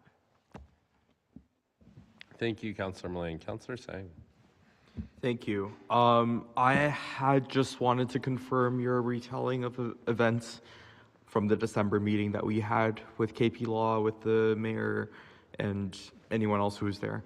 And I wanted to add on to that we didn't just simply agree to disagree. I think we agreed that there was merit to our argument that the charter was in effect, especially given the fact that the state law that enables the charter says that our new charter is in effect right now, and that the old charter is completely off the books. And so the only parts, as Councilor Lemming kind of alluded to, the only parts of the old charter that are still in action right now, certainly in my view, and I think this is clear in the text, are the parts that it would be absurd to kind of assume aren't in place, which is the 11-member city council, because Medford voters last fall didn't elect 11 members to the city council. So I think it would be absurd to say that there is 11 members on the city council right now, right? I mean, this is something in law that is called absurdity doctrine. It's a way of, it's a very kind of normal way of interpreting statutes. And this is a case of that. So what we had agreed on at that meeting with KP Law was to hold a committee of the whole for the city council to discuss the things that we, thought were being implemented or should be implemented right now. I know we're scheduling that meeting, and so, but that was the resolution I had put on the city council agenda a few weeks back with President Bears. But with that being said, I mean, I think it's a stretch to say that we're asking for the heavens here, right? Like, we're asking for what Councilor Mullane is saying. I think anyone would have expected this to be the process of city council, new charter, old charter, no matter what, right? And you know, that being said, I know a lot of these people, not everyone, but I for the most part, I've known most of the people that we've voted to appoint in the past. That's a privilege that we have, is in terms of just knocking on doors and getting to know people that way. But for transparency's sake, members of the public should know who is being appointed, what is their background, why they're qualified for the positions that we're appointing them to. And you know, we also need to be more inclusive on the city council side of things for new colleagues who come in, because we aren't all going to be here one day, and whoever comes in, you know, might not know the people being appointed, right? And so getting them the proper information on their backgrounds necessary to be for appointments is just kind of transparent. It's good government. It's logical.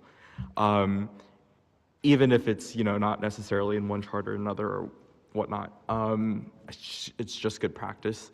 So I have to say I'm a little surprised that this is turned into such a kerfuffle, because it seems to be something that should be administratively pretty simple on both sides, on the city council side and on the mayor's office side. Something just to, I think, again, something that's just good government, really. So I'll just leave it there for now. And Thank you, Councilor Sang. Councilor Lemming. Yeah.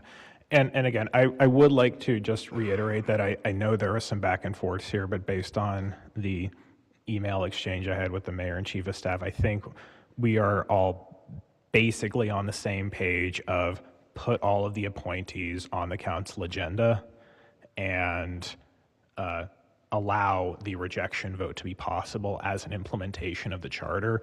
The argument about resumes and letters of appointment, I think that's just kind of, again, that's just council asking, like, give us some information to point to. And once again, the basis for this rejection vote is I don't know anything about this one individual here other than a name. And I would be fine with potentially having that be resubmitted with more documentation. But I think that there was a there was like a gap in understanding at an earlier point. I don't think it's quite to that same degree now.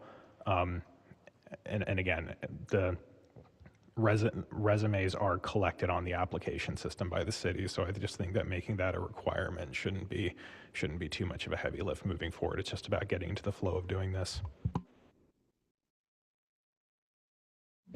Thank you, Councilor Lemming, Councilor Mullane, and then Councilor Sang. Just a point of clarification, is there any way just to be able to move Sarah from the next to the next one instead of just reject? I mean, I just don't like I want people to feel encouraged to apply and send their information in. It would be nicer if we could just move her one and give a little bit more time perhaps to get the rest of the information or any kind of letter. I don't know if that's possible or not. Yeah, I just wanted to say that, you know, I think the mayor's already sworn this person in. It's her assertion that the charter's not in effect, and our opinion is just kind of a good faith suggestion. So, you know, I'm just putting that out there. Even if we take the clock as when we had this on the agenda, that would be the 24th. I think our next meeting is on the 24th. That might be less than 30 days because it was February. But yeah, I'm not sure that if we put this person through to the next meeting that it wouldn't be under the 30-day clock. But I think the mayor's asserting that the 30-day clock started on January 7th. So clearly we just need to get, there's a bigger, I think it's less about Sarah. Sarah might be the best historical commission person in the world. It's like we kind of just have this assertion that the new charter is not the charter, and that, yeah, there just seems to be some fundamental procedural issues in question. Counselor Singh, I don't know if you had a comment on this. I mean, I just wanted to note the complexity of the situation because of what you said. And I think at the same time, what becomes also complicated is that if we vote to reject, I believe that Rule 29 of the city council would mean that you can't bring up something that's essentially the same subject. Like if a paper's ruled out of order, voted or rejected, that something of the same subject can't be brought before city council within 3 months of its previous writing for consideration as well. So there's just a lot of moving parts here as well. Just something to consider. I mean, look, the administration's probably not going to follow this because their opinions, the charter's not in effect, which again I think contravenes the Mass General law. But it's just something for counselors to keep in mind going forward into meetings, because Rule 29 is something that we haven't really talked about in the last few years on the council. Counselor Lemming. Yeah, and we can vote to, and it's something we've done before. Rules are not ordinances. We can vote to suspend a rule if it proves appropriate to do so. And I think in this case, I'm making it clear that I just want to see I just want to see a paragraph describing this person, why they're qualified to serve. That's it. So if we do need to motion to suspend Rule 29 and allow for resubmission, I would be happy to add that to the motion as well.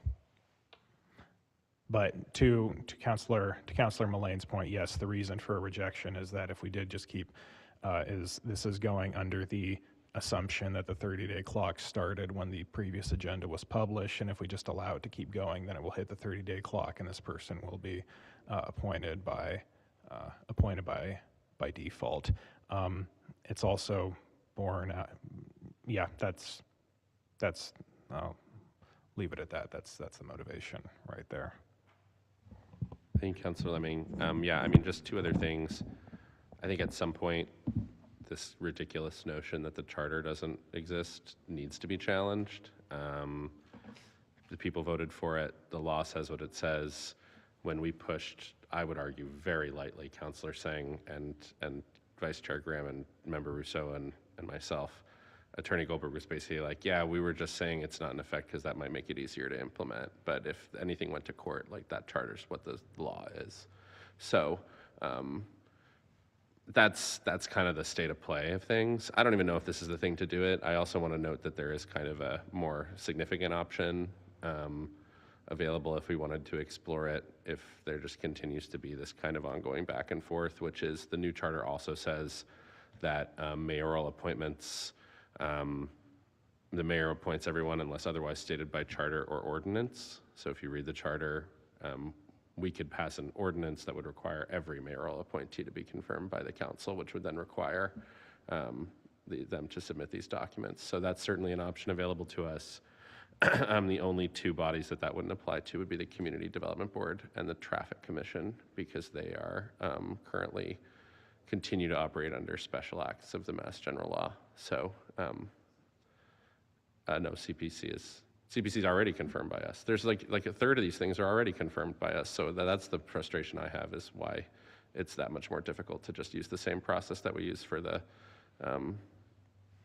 appointees that are already council confirmed for this approval rejection process as well.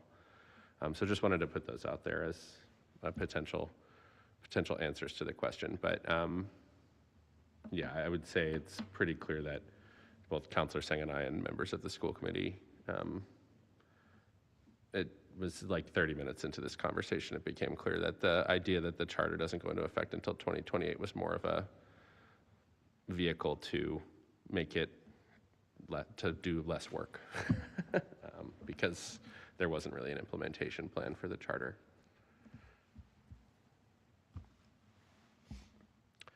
So the motion is from Councilor Lemming to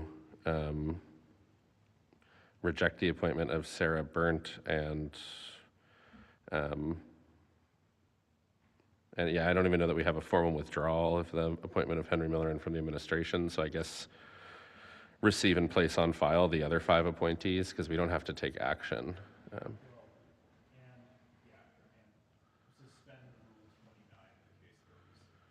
You can just, okay, yeah, and in the case that,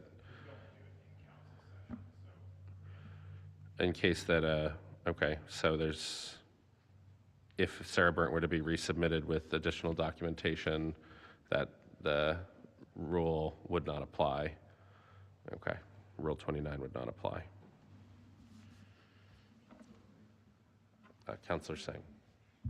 Would Councillor Lemming be open to severing the rejection from the placing on files?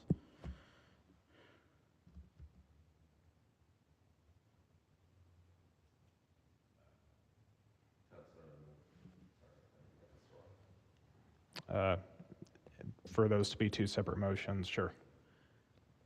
So I just wanted to walk through why I'm a 50-50 on it, on the rejection. I mean, truly, this is not about Sarah Burnt. From everything I've heard, she is very qualified for this position. We're lucky to have her on the commission. I think it just goes back to what Council President said about whether this is the right fight to pick it on. One thing I think back to is I believe it's Marbury versus Madison. I could be getting my early Supreme Court cases wrong.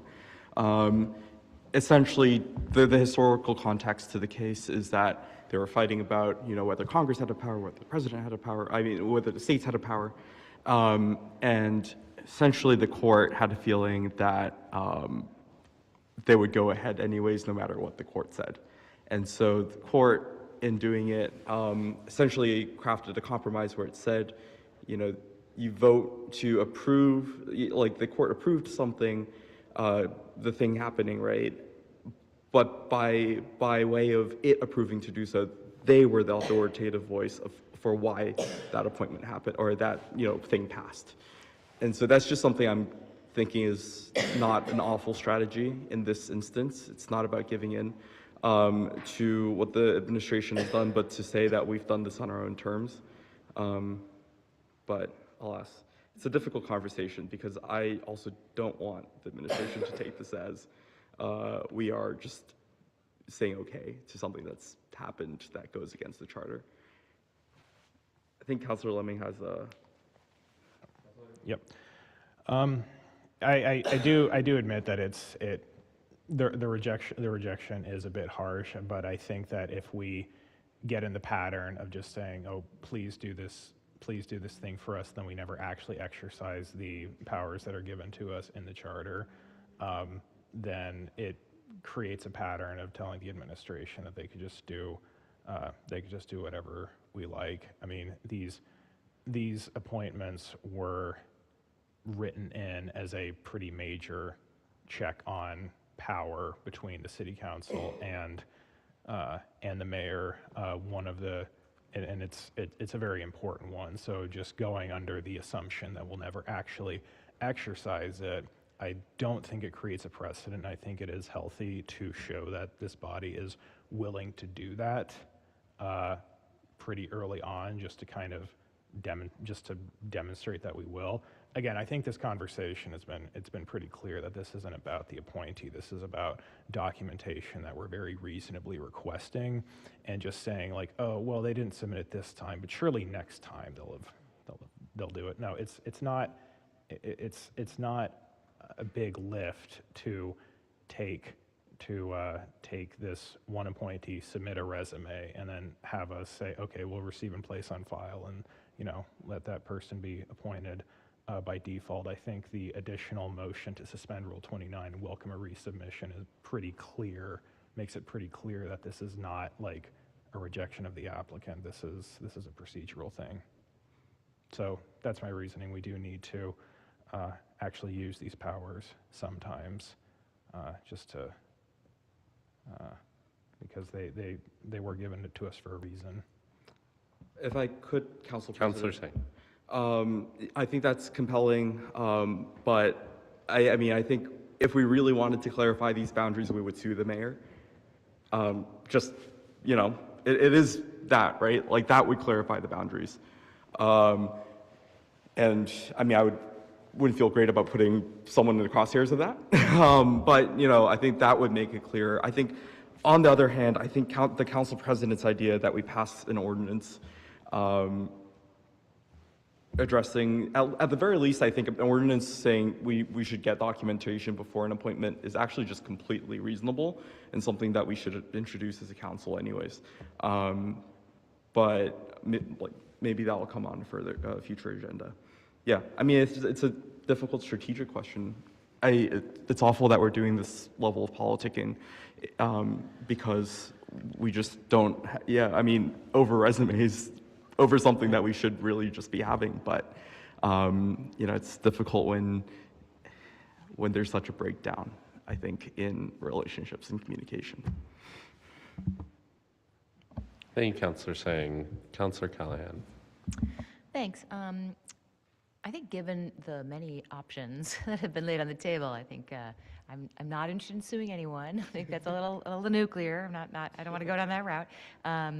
I think an ordinance is not a bad idea, but it also is something in the future that somebody then has to write, and you know, I think it's a good idea. I just want to clarify about whether we can reject and request that they reapply. Like, is that something that, according to the charter and appointments, like if someone is rejected and can we request that they reapply? Like, I don't really know. I just want to make sure that we're not going to reject someone, because again, like, let me do a pitch right now for people to apply to become, you know, commissioners or be on committees. Like, it's work that we absolutely appreciate and need done in the city. It's really important work, and we do want to approve people. I also think asking for resumes seems like the absolute basic minimum of professionality. You know, we're having people do these important jobs, and I'm sure there is some information, even if it's just a one paragraph, that we could see. That would be great. So I do want to just clarify, if we do reject someone, that we can then also invite them to reapply, and that we're not going to, you know. I mean, I don't know. I think that there's a clause in the charter section 2-9 that says, shall not be unreasonably withheld. The administration may interpret that is an unreasonable withholding, like, which I don't think it is, but I think it's basically, I don't think it's unreasonable to ask the appointing authority to provide a sentence or a single document that explains why they're appointing someone to a board or commission. Because I think it's very difficult for us to, I think it's probably unreasonable for us to withhold, you know, how can you even make an argument that we have enough information to know that we should reject someone when we only have their name? There could be 3 or 4 Sarah Burns in the city. For all we Sure, know. I mean, who knows, exactly, right? I mean, yeah. You know, then you don't even know which one you're talking about. So. I mean, we have a William Williams on the agenda, you know, and Billy Williams is a great person. But, you know, I only know who he is because I got a resume that says he's super experienced for this role, right? So, I don't really know. I don't really know what to say to that. I think it's very frustrating that, like, there's this much pushback over the idea of sending a resume or a one-sentence explanation when someone's being put on the Parks Commission or Historical Commission or the Water and Sewer Commission. I think that that's not transparency. Yep. So, Councilor Lemming? Yeah, I think that, again, given the nature of this conversation, it is very obvious where this motion is coming from.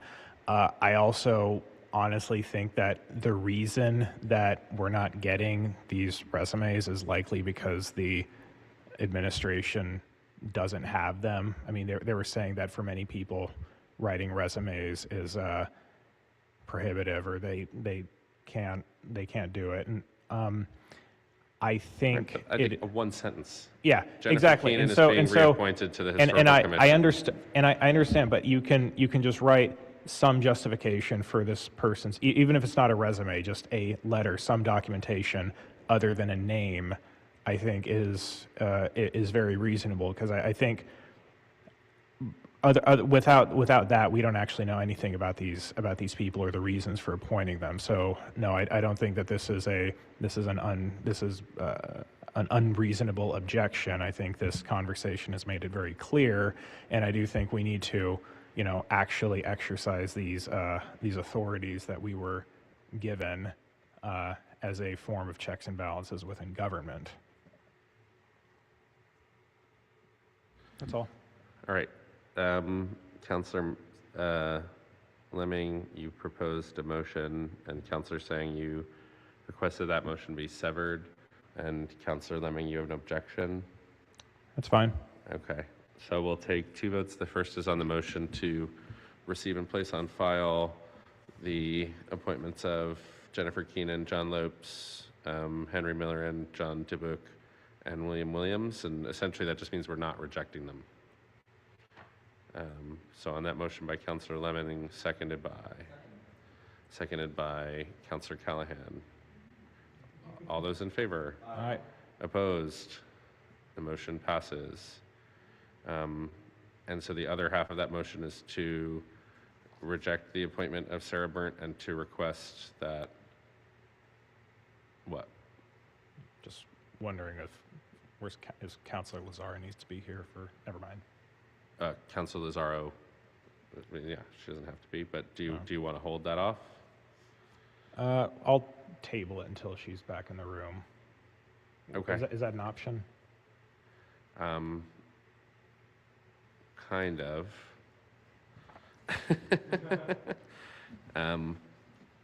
We've already taken one of the votes on this, so.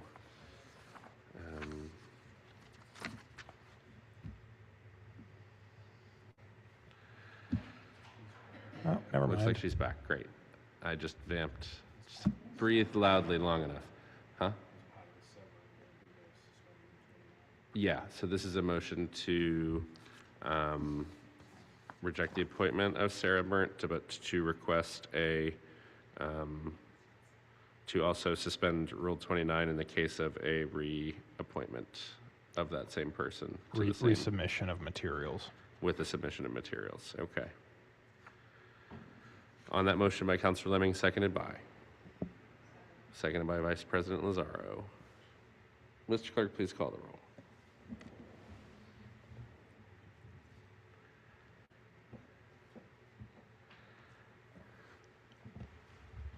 Councilor Callahan. Councilor Lemming. Yes. Councilor Mullane. Yes.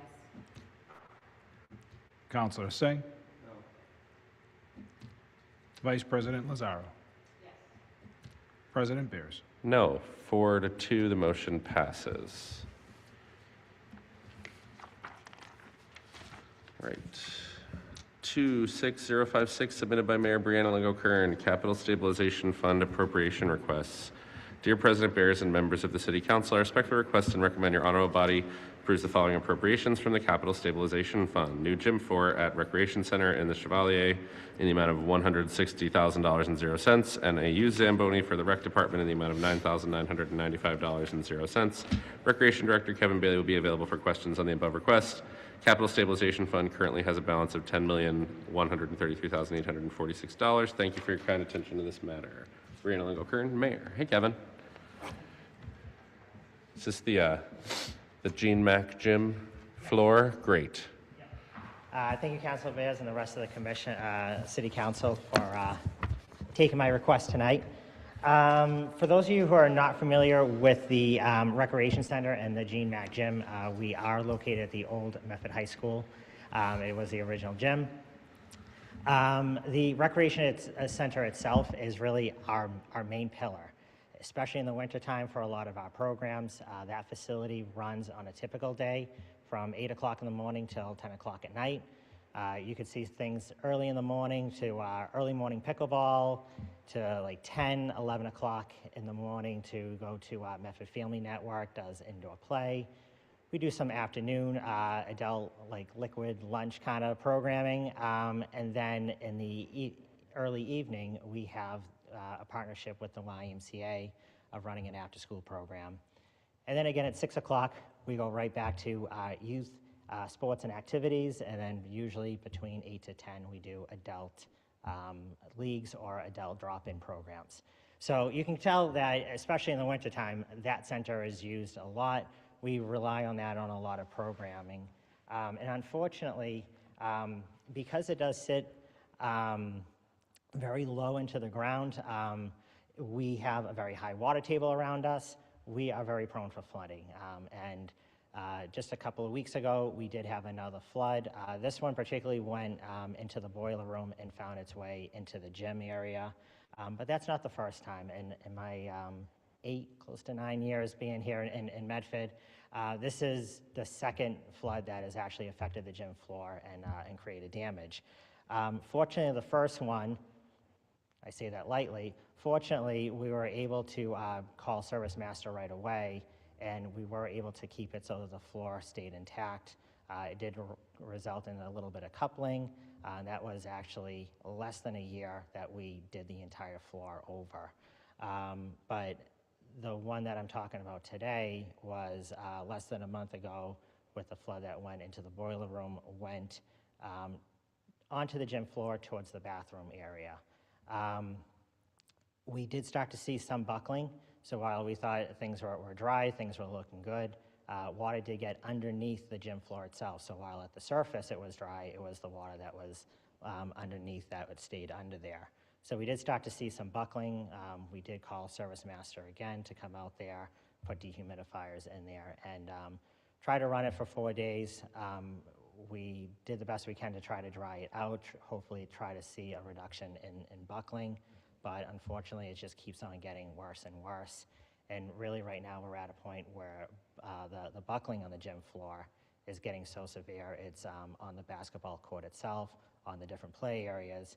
And while it's not extreme, we know that for kids to be running back and forth, or for adults running around on the gym floor, we do think that that creates a safety hazard. So if you've been following our website or our Facebook page, or you've seen some of our announcements, we did change that all of the adult program, all of the different activities that we have that are in intensity, that does a lot of running back and forth. We are trying to relocate. Fortunately, the school department has been very helpful with us relocating at Medford High School. And we just announced for between next week into April vacation, we are going to be at the Brooks Gym. So we are doing the best we can to be able to continue to provide the services and activities, but it does put us in a limited capacity.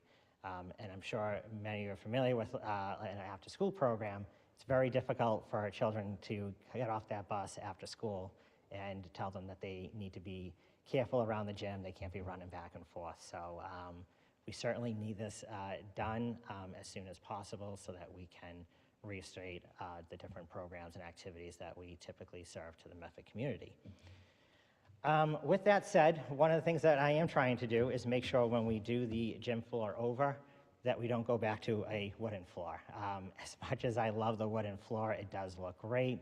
It's great for basketball, but the reality is being in a basement, having hydrostatic pressure underneath the gym floor, continuously worrying about water moisture. We need something that's a little bit more resistant to moisture, so we are looking at a synthetic floor. We have not picked a vendor yet. The past 2 weeks I've been meeting with different vendors, talking about different options, and what I did bring with you today is the one that we are currently leaning towards is a synthetic gym floor that is actually tile-based. And I think what really has sold me, not only does it look like a wooden floor, if you guys can see, it looks like a wooden floor, but on top of that, because it is tile, if water did get underneath the gym floor again, which realistically, if it happened twice, I'm sure it will happen again at some point in my career here, we can pop up the tiles and we can still add dehumidification underneath the gym floor itself. And again, if a tile gets damaged, we can pop it out and replace it. So I do think this is a good option, but as I said, we haven't chose a specific vendor, but the money that I am requesting right now is based on the quote that I received to install this. The quote itself was $120,000, but we did do a high contingency, and that's why you're seeing the $160,000. Even talking with the vendors and our new facility director, I think we're all in agreement that we're sure once we start ripping up the old gym floor with the water damage, that we're going to be seeing things that we might have to rip up some of the plywood and replace it. There might be different beams that are running underneath that ground that might have some water damage that needs replaced. So we do have a high contingency on there with the expectation that once we take that floor off, we are going to discover some things that also need to be replaced. Other than that, I just leave it up to some questions. Thanks, Kevin. I'm going to go to Vice President Lazaro. Motion to approve. Going to go to Councillor Sang. We emailed about this yesterday, and you know you have my full support on this. And I wanted to thank the residents who wrote in with their stories about why the rec center is so important, why the gym is so important to our community, because it really is a place where a lot of residents go. I think I just had some quick questions. One resident was making the point that this really could be a hub of community. And I think it's, it is a hub, but envisioning something greater out of it. And she had brought up that, the idea that the gym has had to go through a lot of piecemeal repairs over the last few years. And, there's space issues as well. And obviously we can't solve everything at once right now. We don't have the resources for that. But I was curious if you had done any research into maybe long-term, what resources would be needed to rethink the space or to invest in longer-term repairs? No, it's a great question. And we have looked at some of the things long-term. I want to first start off by saying that not every recreation department has a gym, so I am very grateful for what we have. There are many recreation directors that say that they're jealous that we even have our own personal gym to be able to run a lot of those activities. But with that said, we certainly outgrown it. I knew that within a few years that was going to be outgrown, especially with shared space with a very important program like the YMCA with the after-school class. So could we have another recreation center and we would fill it? 100% absolutely. I know that is a very difficult thing to obtain, but having space like that is important. And I do think when the new high school built, that is our opportunity to kind of look at that and explore on how the recreation department can possibly have other space to expand our programs and services there as well. But as far as the facility concerned as well, I know Cindy will be up here in just a minute. Cindy is one of the people who fundamentally helped turn that old high school gym into what it is today, originally with the Boys and Girls Club, and now with the partnership with the Recreation Department and the YMCA. They've done a fabulous job in the early 90s, correct me if I'm wrong, early 90s, putting all that together in the classrooms, and you can see that. But yeah, I think for updating, there are certain things that we would like to see as well with the classroom. There are different things added in the capital improvement plan that we would love to see done at the Recreation Center too, so we can keep that update, monitored, and of course, we want to make sure that for the kids that are coming down there are having a great atmosphere. Great. I mean, as someone who used to go a lot back when it was the Boys and Girls Club, certainly grateful for your work, Cindy, and for your work after after the time I've been there to even improve it even more. I'm curious about this floor in terms of, so because it's removable tile, it's easy, you can more easily fix other problems, and I guess when the water is a problem, address that. I'm curious if you have an idea of what the lifetime on a floor like this would be. That's a great question. Honestly, that was my concern, and that's why I am again saying we haven't signed with a contractor yet. We're still exploring other ideas and thoughts. I was concerned with this. It does have a 15-year warranty, and I did question that. Does that mean 15-year lifespan, or does that mean warranty? And they said that it is much longer than that. There are facilities out there that have had it longer than 20 years. When I did look at different people different places that did install this court, the Salisbury Boys and Girls Club was the one that I was most gravitated towards, just because they are also in a basement, very similar size, and a lot of their programming is very similar to what the rec department has. So I looked at that as a really good comparison. I did talk to the CEO the other day on the court. He's had it for 5 years. He said it still looks as good as the day it was put in. he likes the product. He does recommend it. He said another facility he was at was near 10 years old, and he said he had no thoughts to replace it. So that does sound very promising. I also had some questions as well too, so I did make that call to the CEO again and ask if I could actually drive up there with one other person in our management team and actually see what that floor is like and run on it and shoot a basketball and really see if it's delivering exactly what we're expecting out of it. Great. Thank you so much. Thank you. Thank you. All right, any further questions from members of the council? I'm going to go to Cindy and anyone else from the public wants to speak in just a minute, but I just had one question for you, Kevin. Yes. That warranty, does that include water damage? I actually don't even know the details yet. So Okay. if this is what we're going with, like I said, there's two other vendors that I'm also looking at. One did get back to me today, a pre-estimate that was around, I want to say $265,000. So I don't know if that's a product that we will be going with, but there are other people as well. Once we choose the product, we will go back to the vendor and really get all the details before we make that final decision. Great. And in terms of like the time frame, when do you expect, once you made a decision, that we'd have a new floor and you'd be back to operations in the gym? Well, the main goal right now is to get the funding, right, Yeah. for today.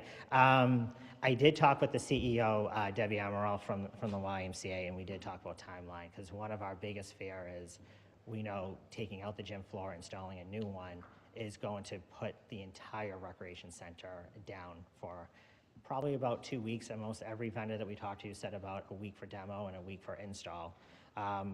We would love to be able to do this during April school vacation week, but we know that's a very fast turnaround time. Even our vendors question if they're able to do that. If they can't, we might wait until June to do that work. Or Okay. if the repairs are getting to the point where no one can be on the gym floor, then we might bump that up a little bit sooner.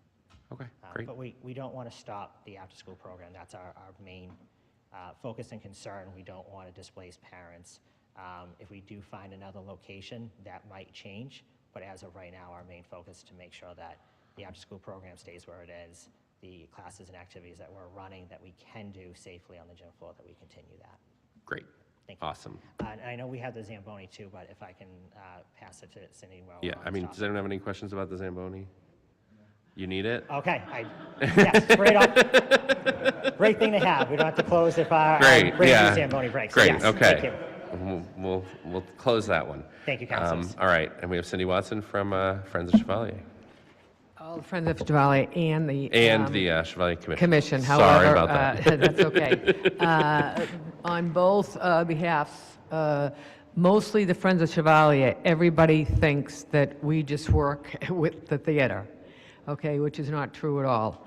A lot of former councils have come. Matt Lemming has been at one of them. So we also work very closely with the Y and Kevin. Kevin has done an unbelievable job of revitalizing the entire Boys and Girls Club formally. He also implements very strategic activities, for example, adaptive equipment for people with special needs, children. He addresses the elderly. To address your issue, City Council Callahan, he looks into open space because, as you know, he is restricted in a lot of areas from the CPA. Okay, so he is all-inclusive.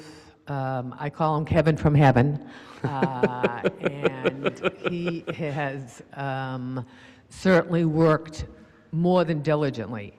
The other thing is that I don't think the city councilors know, okay, how high the poverty level is in Medford. It is higher than you could even imagine. And that is one of the things that Kevin and his program serve. So that would be tragic not to have them attend. So again, I'm here on behalf of Kevin and all of his efforts, and I can't give him enough kudos and accolades. And this money really needs to be implemented. Great. Thank you, Cindy. Any questions? Thank you. Great. Looks like we have a couple more folks. I'm not seeing any hands on Zoom, but if anybody on Zoom who wants to speak, you can raise your hand on Zoom. Go to Ken, also from Friends in the Ken Kraus, Commission. 50 Mystic Street, Medford. Recently concluded a 20-year term on the board of the Friends of Chevalier. Cindy mentioned we're a 33-year-old nonprofit whose mission is to provide community support, financial support, and advocacy for the Chevalier Theater and the Gene Mack Gym. I'm still involved with the organization as grants manager. We've been able to obtain well over $1 million for the complex for both the theater and the gym, and the Medford Youth Center program is something we're very, very proud of having accomplished. Just for the benefit of the viewing public, I guess, I'd like to shed a little light, as the previous speakers did, on the Gene Mack Gym.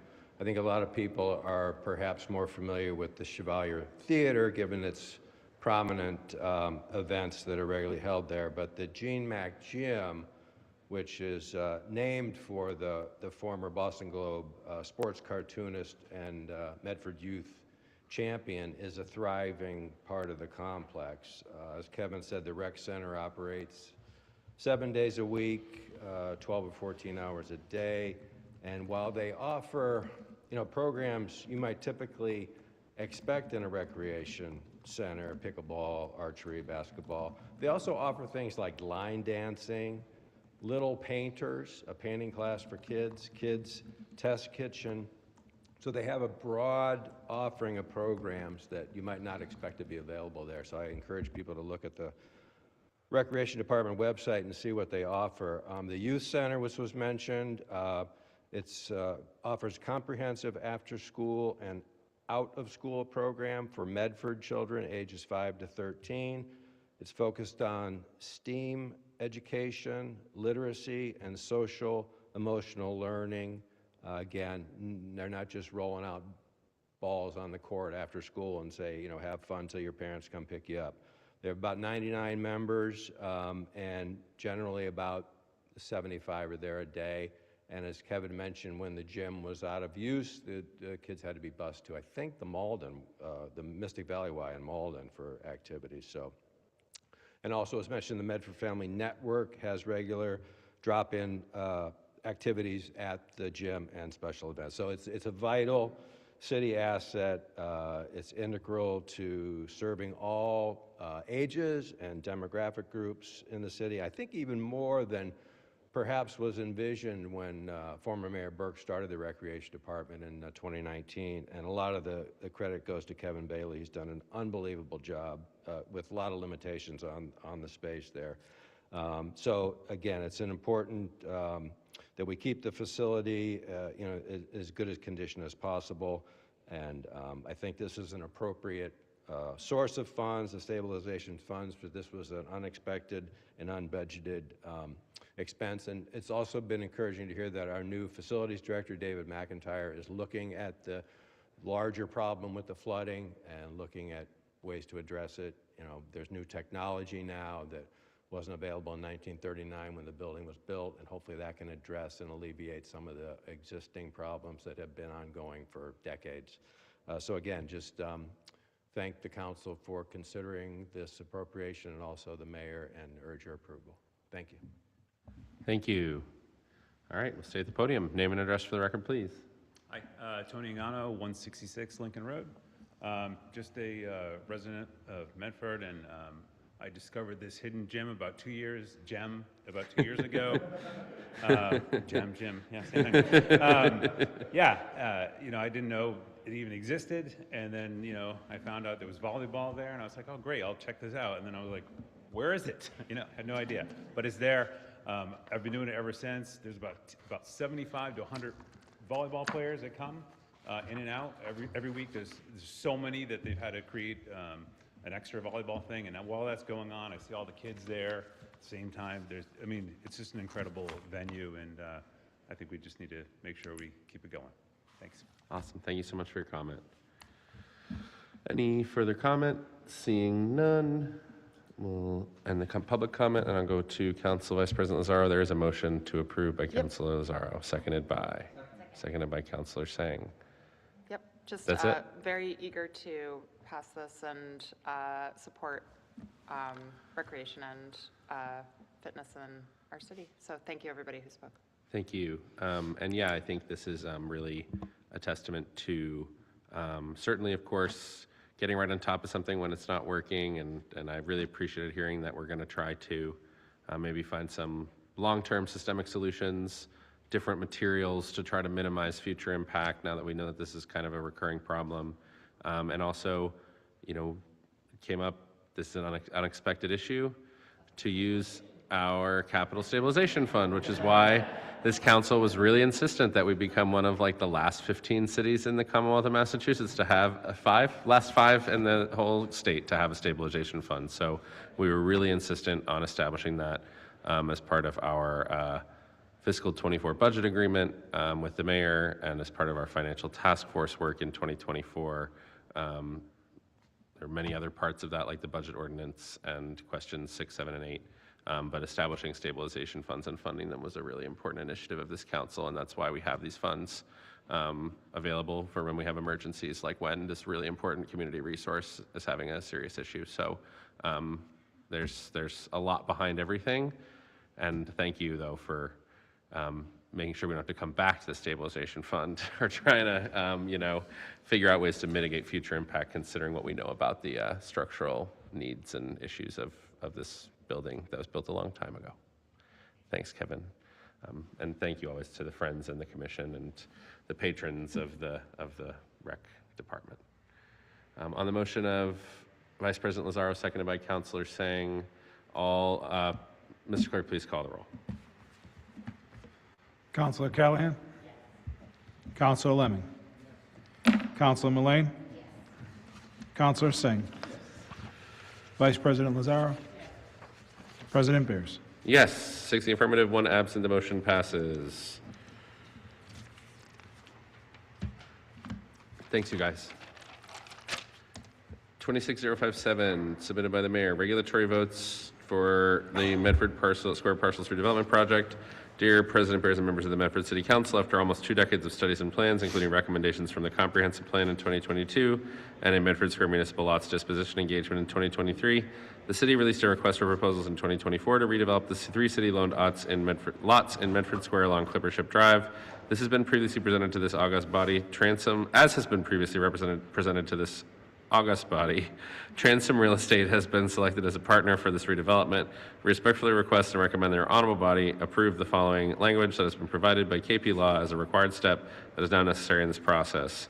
City Council vote ordered that the city-owned parcels of land described below are hereby declared surplus to the needs of the city and are available for disposition by long-term ground lease, which parcels are located on Riverside Avenue and Clippership Drive and are identified more particularly as follows. Lot A, comprising of assessors parcels M096C, M096D, O104, O104A, O104B, and 0108.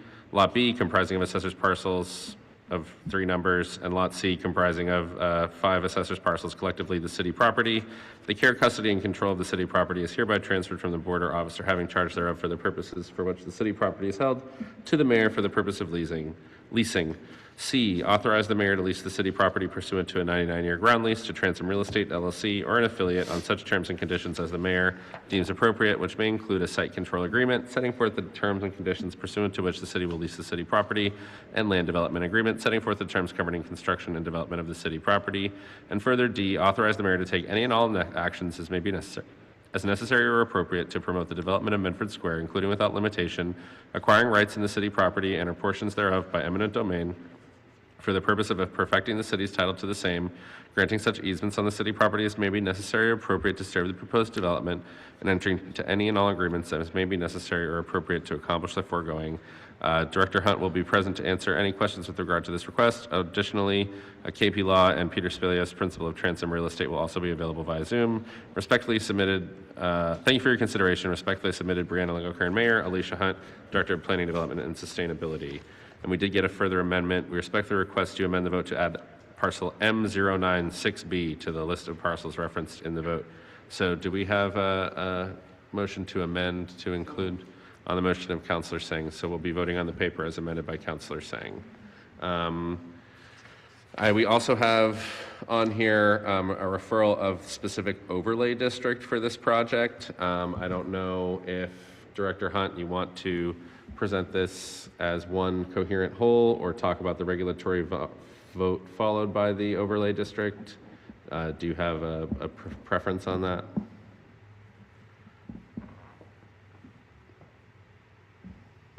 Why don't we just do the regulatory vote first, just to keep it clean? Okay, could you, just share a little bit more than is in the letter, what exactly this regulatory vote is allowing? It seems pretty clear that it's a lease of this land for authorizing a 99-year lease to Transom Real Estate, and then just this section D, it mentions eminent domain, so I always like to be clear. This is about just making sure that the lots are, and any lot boundary issues, is that correct? Right, and so just to be clear about section D, these properties are incredibly old, and there are apparently, 4 deeds comprising of many parcels, as you just read through, and they don't all align clearly, and so there's been some title research, there's been some realignment of the way parcel, which actually it turns out that not all the paperwork was done back when Clippership Way was realigned. So there is some needing to clean up the title that we're working through with Transom, that I have actually, Attorney Shrin Everett is the Samsung phone, if we do need her. But she's been working with us on the title issues that do need to get cleaned up. And yeah, that's really what that is all about. There are some different, it's complicated because for those of you who understand, some of it is registered land, which makes it more complicated. So that's what item D is about. And yes, there will be no sale of land, as we've said all along. There will be a 99-year lease, and there'll be a couple of different documents involved with it, a site control agreement, as well as a lease. And we're working through the stages of these. So this is to authorize us to actually start signing the documents to move forward with the project. And if Sharon feels she wants to add anything, she can email me or text or raise her hand. I do see Attorney Robin Stein is here. I don't know. Attorney Stein is here to help with in case there are questions about the overlay. She's our land use lawyer, and Great. Attorney Everett is here under the Samsung phone for the. On the Samsung phone. Okay, gotcha. Yes, sorry. See, Samsung SM. That's Gotcha. Yeah. If you can raise your hand, Attorney Everett, if there's anything else you'd like to add, or I'll just request that you unmute, but if you don't have anything to add at this time, we'll ask counselors if they have any questions. Good evening. This is Sharon Everett from KP Law. Alicia spoke correctly insofar as the eminent domain authority is solely to cure any title defects and boundary issues that may arise. Transom has been doing its title research, and it is incredibly complex. So just to foresee some issues that may come up, we're asking for eminent domain authorization to perhaps cure some boundary issues. There is no appropriation associated with this request, so this would be only for the purpose of curing and perfecting the city's title to these parcels. Great. All right. I'll go to questions from the council. Councilor Callahan. Thank you. I know that we have seen a lot of information about this project over a long period of time, but I do think that since this is a vote that we are taking today, I would love to have our planning director go ahead and let the public know who might be listening, maybe are tuning in for the first time today, just what this process has been, starting with the RFP and going on through all the different times that it has been talked about in public meetings. I want to make sure that, as we're voting on this, people understand that this is not the first time that we're hearing from this. So it'd be great to have a brief rundown if she does not mind doing that. Sure. I didn't prepare anything like that because I was not anticipating it. I'd sort of reached out asking if there were going to be questions or anything that I should prepare, but that said, we have actually set up a web page with a lot of information, and I'm just calling it up quickly because I don't want to be misspeaking off the cuff. And I am going to, oh, I don't know if I can share that link. I can't. I can send it to Zach. 1 second, Alicia.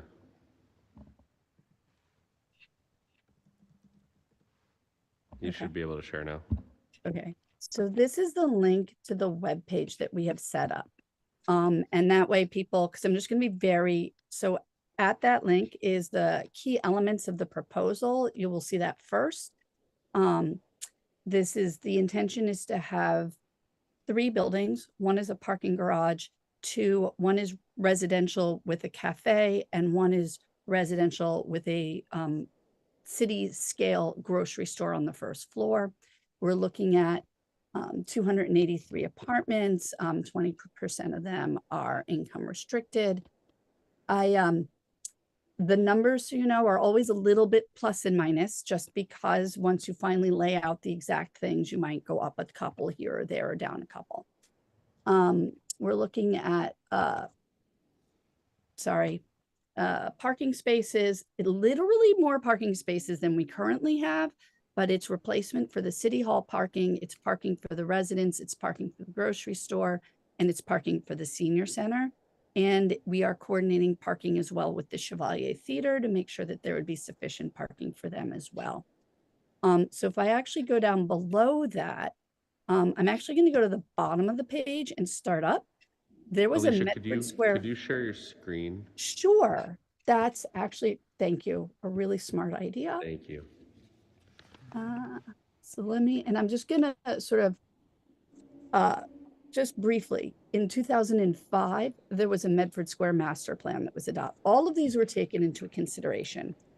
In 2006, there was a team from MIT that did a study of Medford Square and the river. There was a Medford Square parking garage feasibility study and site plan in 2010 and 2011.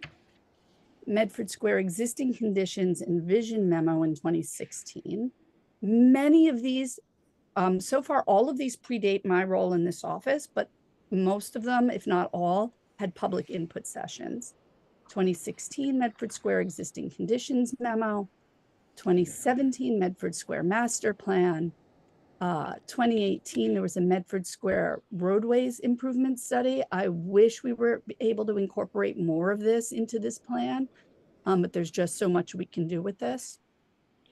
Feasibility study in 2019 to look at the redevelopment of these lots very specifically. The Medford Comprehensive Plan only touched on Medford Square, but actually said all of these plans make sense and we should start to move this forward. Then we did, so now this is the part that I actually had direct involvement in.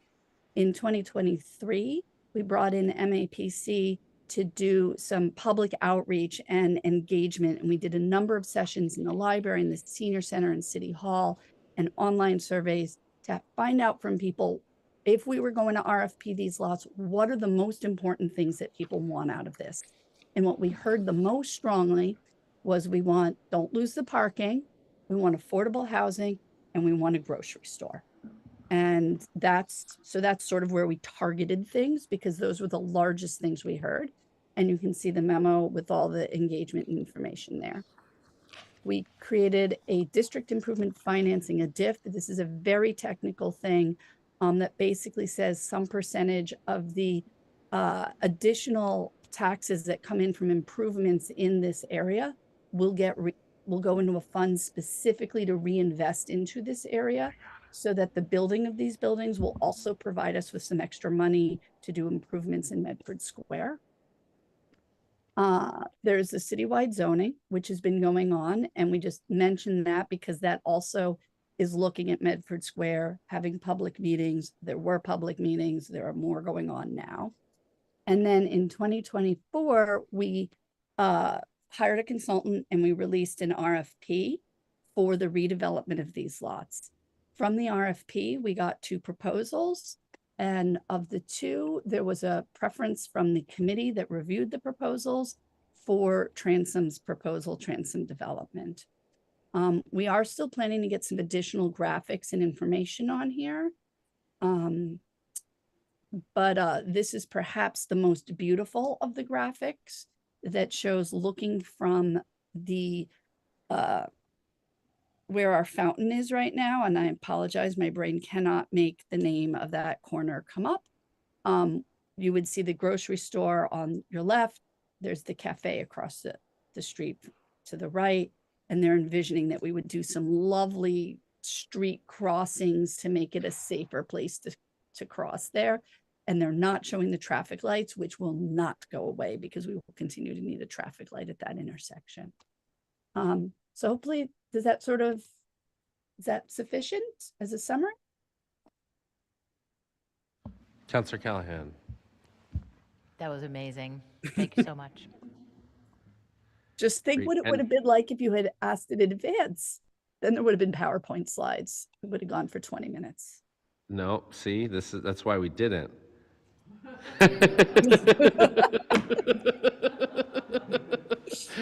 Alicia, just one question about the diff. So as a portion of that 1.15 million in tax revenues, will that be going into the district improvement fund?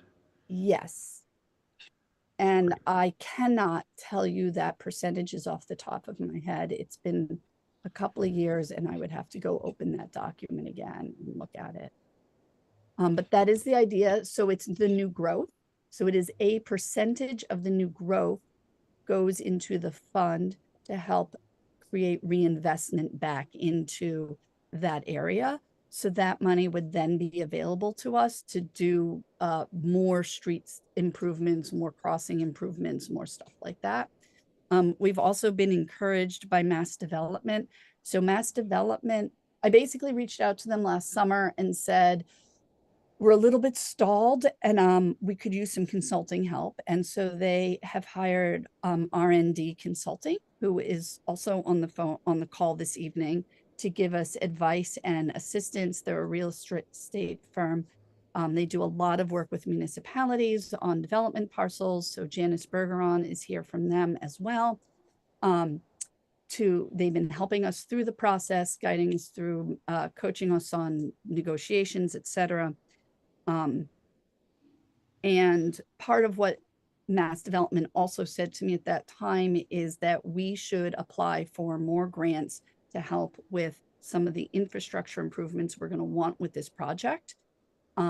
They have helped us with the Cross Street Cemetery project, which should happen late spring, early summer.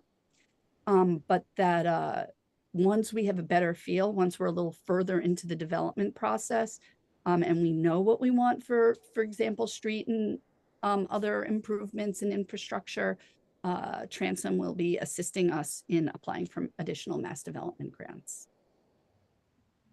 Okay, great. Do you have any further questions on this part of the discussion, the regulatory vote?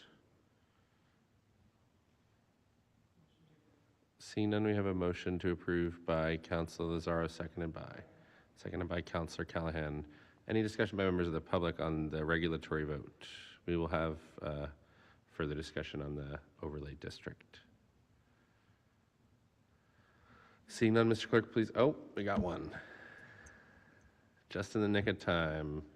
Mr. Castanetti, name and address for the record, please. You'll have 3 minutes.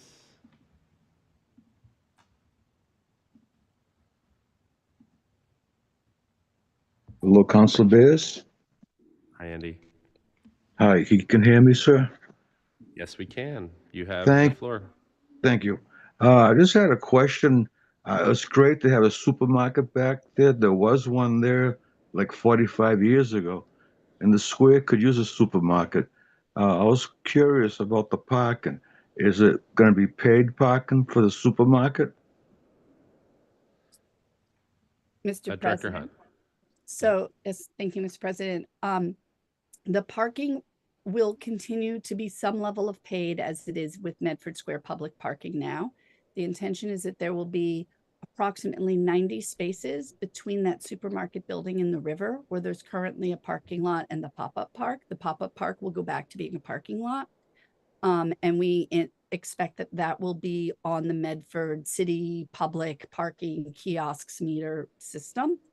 And then there will be additional public parking in the parking garage. Those 90 spots will also include parking for the senior center. We've been told that they need approximately 50 spots on a daily basis. Currently, there are 18 directly allocated to the senior center, but how that will work out, the actual processes, allocations, et cetera, we're a little early in the development process to have figured the details out. Okay, great.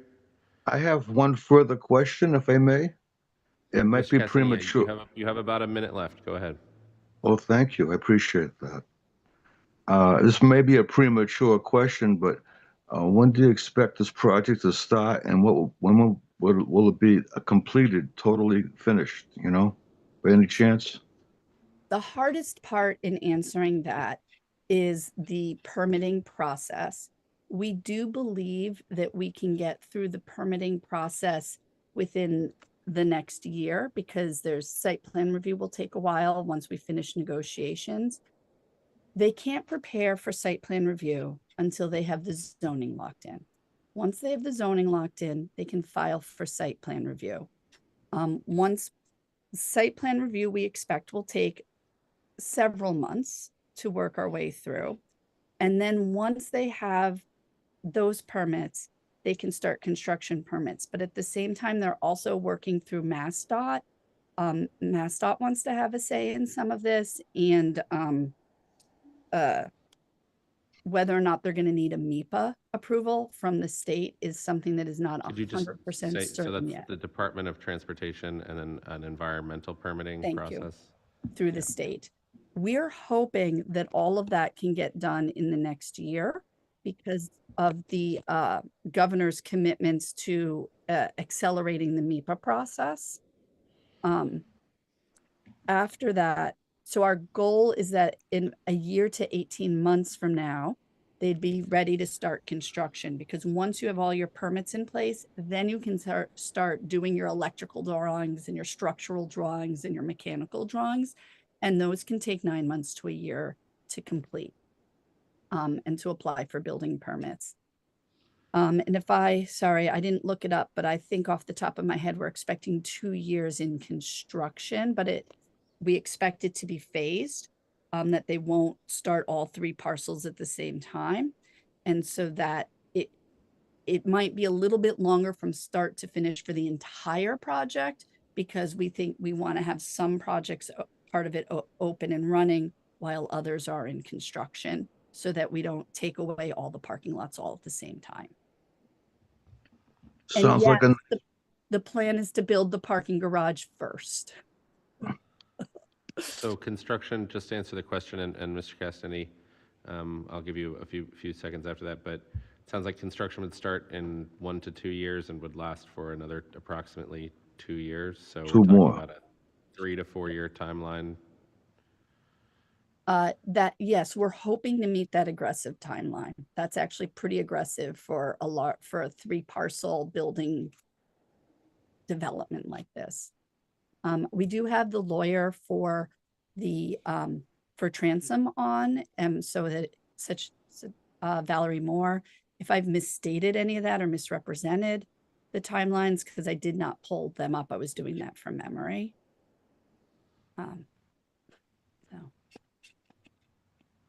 Sounds like a real cool plan. I hope it happens before the decade's over and while I'm still alive. Thank you very much. Me too. Thank you.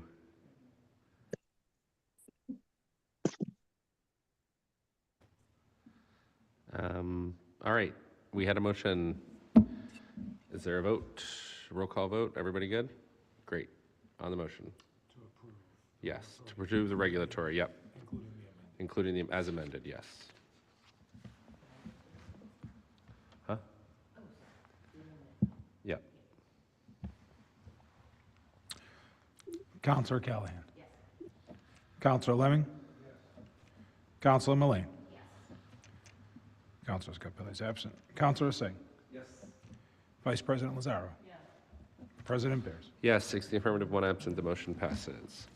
All right, 26058, submitted by Mayor Brianna Longo Kern, proposed amendments to the Medford zoning ordinance, Medford Square City Hall Overlay District for referral to the Community Development Board. So just a reminder, this is to refer it to the Community Development Board.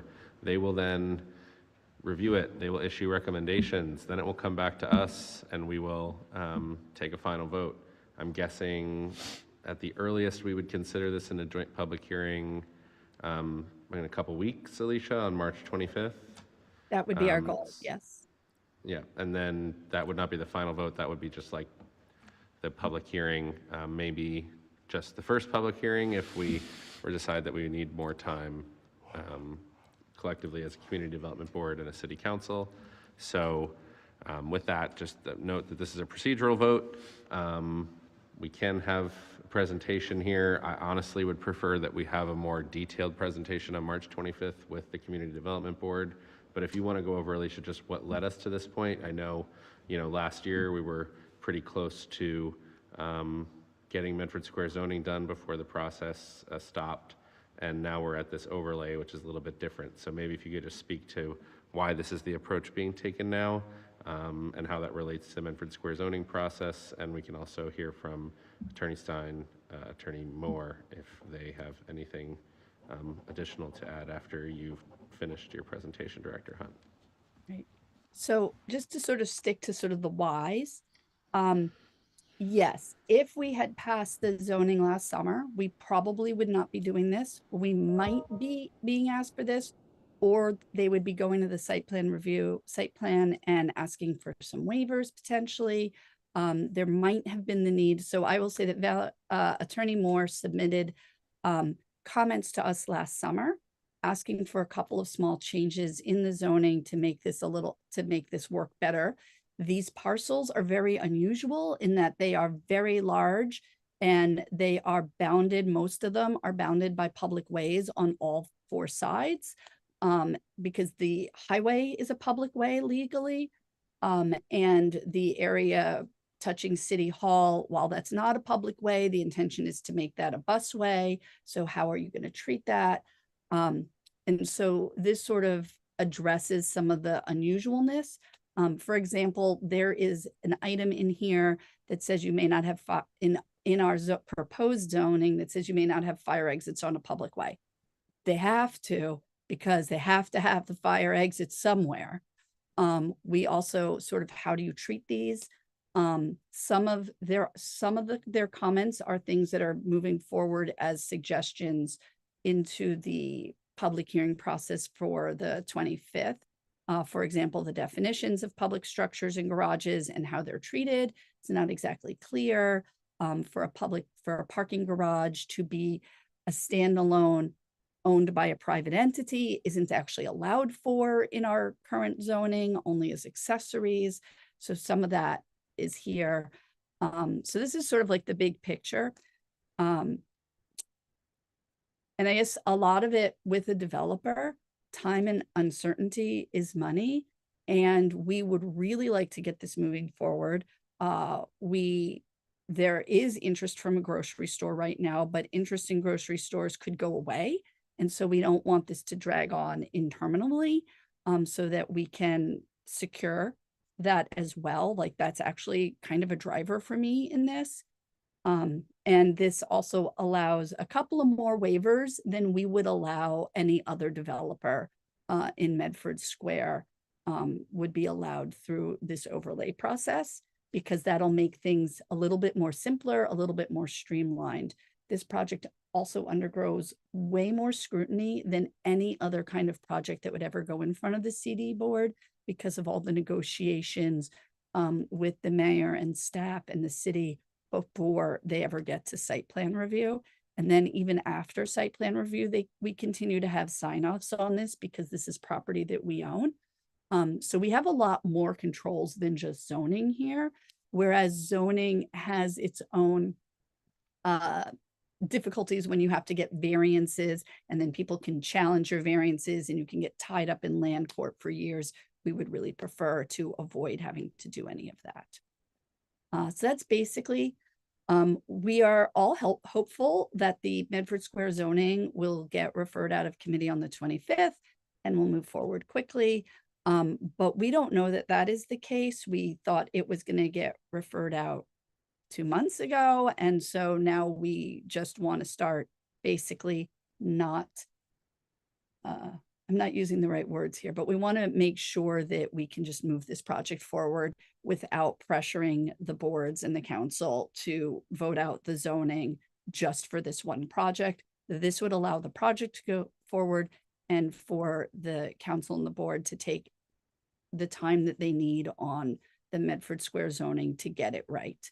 For all the other properties where we won't have as close a relationship with the developer in question. And so we need to be right. Thank you. Great, thank you. I do have questions from the council. I don't know if Attorney Stein or Attorney Moore, if there's anything you want to add at this point, or if you'd like to hear from the councilors first. You can raise your hand on Zoom if you want to be, or your physical hand. It looks like Attorney Stein, go ahead. So, good evening. I don't have anything to add. I'm certainly happy to answer any questions. I was just trying to note that Zoom wouldn't let me unmute myself, so I wasn't ignoring you. I just couldn't do it. But I'm certainly here if the council has any procedural questions about this vote or the referral or anything along those lines. Great, thank you. Attorney Moore, I recognize you. Good evening. Thank you very much for recognizing me. I will just add briefly that we really did draft the overlay to be fairly narrowly tailored to what's been discussed with the city as part of the negotiations. So it's designed to reflect the project that has been extensively discussed with the city staff. Thank you. All right, we'll go to Vice President Lazzaro and then Councilor Callahan. Vice President Lazzaro. Thank you. I appreciate Director Hunt's very extensive knowledge and discussion of this. It would have been, I think we can all agree it would have been, well, we can agree that it would have been ideal for the Medford Square zoning to have moved forward earlier. This project, I think that I am experiencing concern that if this project can happen, then there will be a lack of urgency on the remainder of Medford Square. But I think that if we can continue to work closely with the Community Development Board, and if the Community Development Board can continue to prioritize the needs of the city, the businesses, the residents, the people that work and live and move through Medford Square, and all of the needs of all of these people together collectively, that we can pass this overlay zoning and we can also pass a comprehensive zoning plan that will be productive and useful for all people that need it. So I would motion to approve this, and I think that we can have all of the things that we need in a timely manner without wasting our residents' money, and while balancing everything that we need from each other, because I think everybody who enters into public service in any capacity is trying to do what's best for their city, and that's what we're all trying to do here. We're not trying to drag things out and make them take longer than they need to for any reason. I think we're all just trying to make sure we're doing the best job possible. So I'm very excited about this. I'm excited about the project, and I'm excited about there being a grocery store in Medford Square and moving forward with developing these parcels in a way that's going to be the most useful and productive for the most people possible. Thank you. Thank you. Councilor Callahan. Thank you. I just have a question. If someone can very briefly explain how this interacts both locationally and timing-wise with Medford Square zoning. So, exactly what sort of properties does it cover, and then how will it interact with Medford Square zoning? Like if we, on the same day or 2 weeks later or a month later, pass Medford Square zoning, like how does the overlay interact with that? Director Hunt. It seems that Attorney Moore is interested in answering that. This is something to be clear. Both zonings are, this overlay is exactly just the parcels in question for Transom. And I think with the little packets that I left for you that had the colored parcels on it, parcels A, B, and C, it's only on those 3 parcels. And when you have base zoning and overlay, the property owner at that location can choose to use either the overlay or the base zoning. So they would both be in effect, and they'd both be in effect for the duration of those parcels. And so in this case, Transom would choose to use the overlay. It's possible that in the end they would be exactly the same, but I actually wouldn't exactly recommend it because we want to be a little bit more strict with most of the developers than we would with Transom in terms of what they're allowed to get waivers for. Thank you. Thank you. Any further questions? I saw you had your hand up, Councilor Singh. Okay. All right. Is there anyone who'd like to speak on this overlay district proposal? We got someone in the chambers. If you'd like to speak on Zoom, please raise your hand on Zoom. Name and address for the record, please, and you'll have 3 minutes.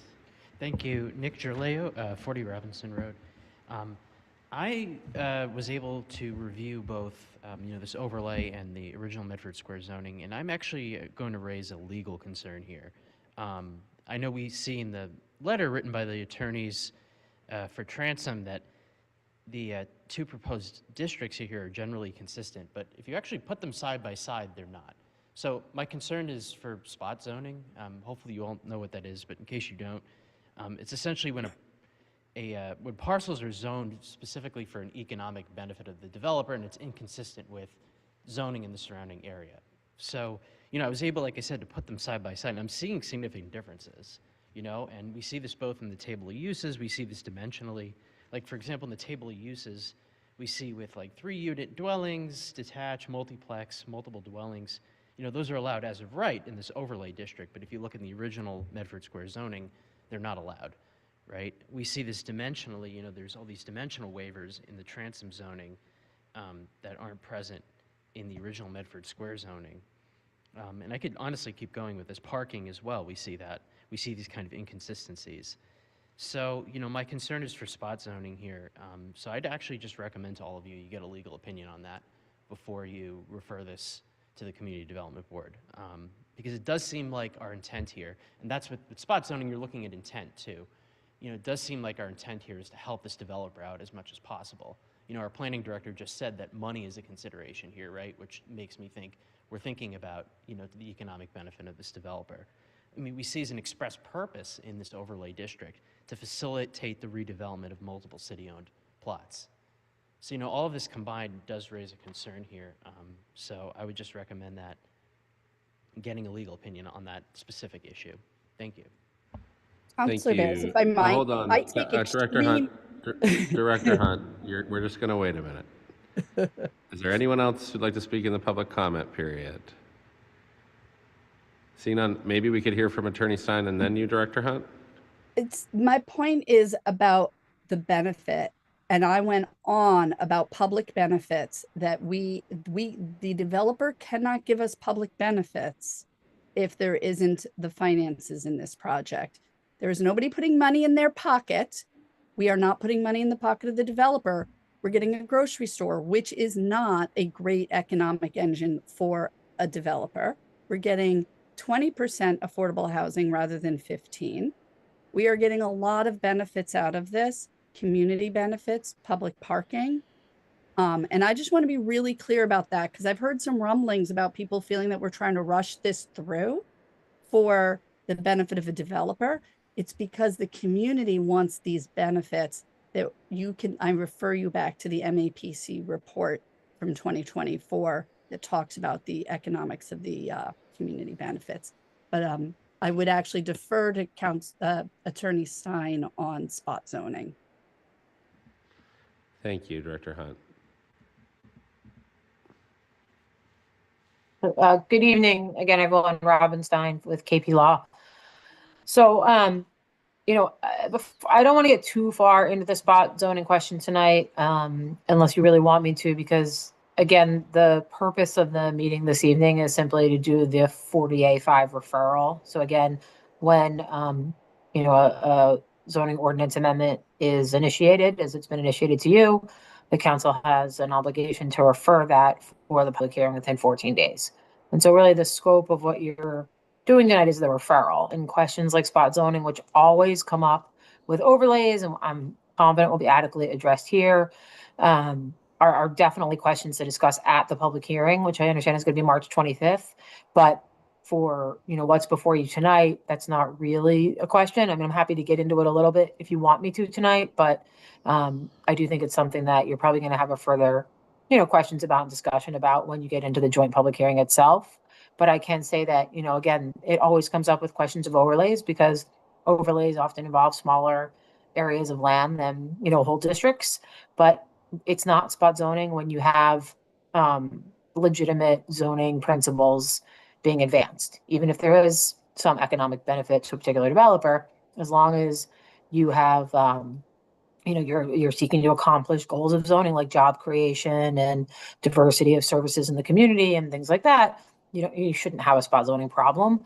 But again, I think that's something that I'm sure you're all going to get into, and we can talk about further, at the full public hearing. I think I was going to ask you to do it in 3 sentences. I think you did it in maybe 4. So, we could talk about it more. I spoke too much. All right. Spoke too much. Sorry about that. No, that's great. I appreciate that kind of early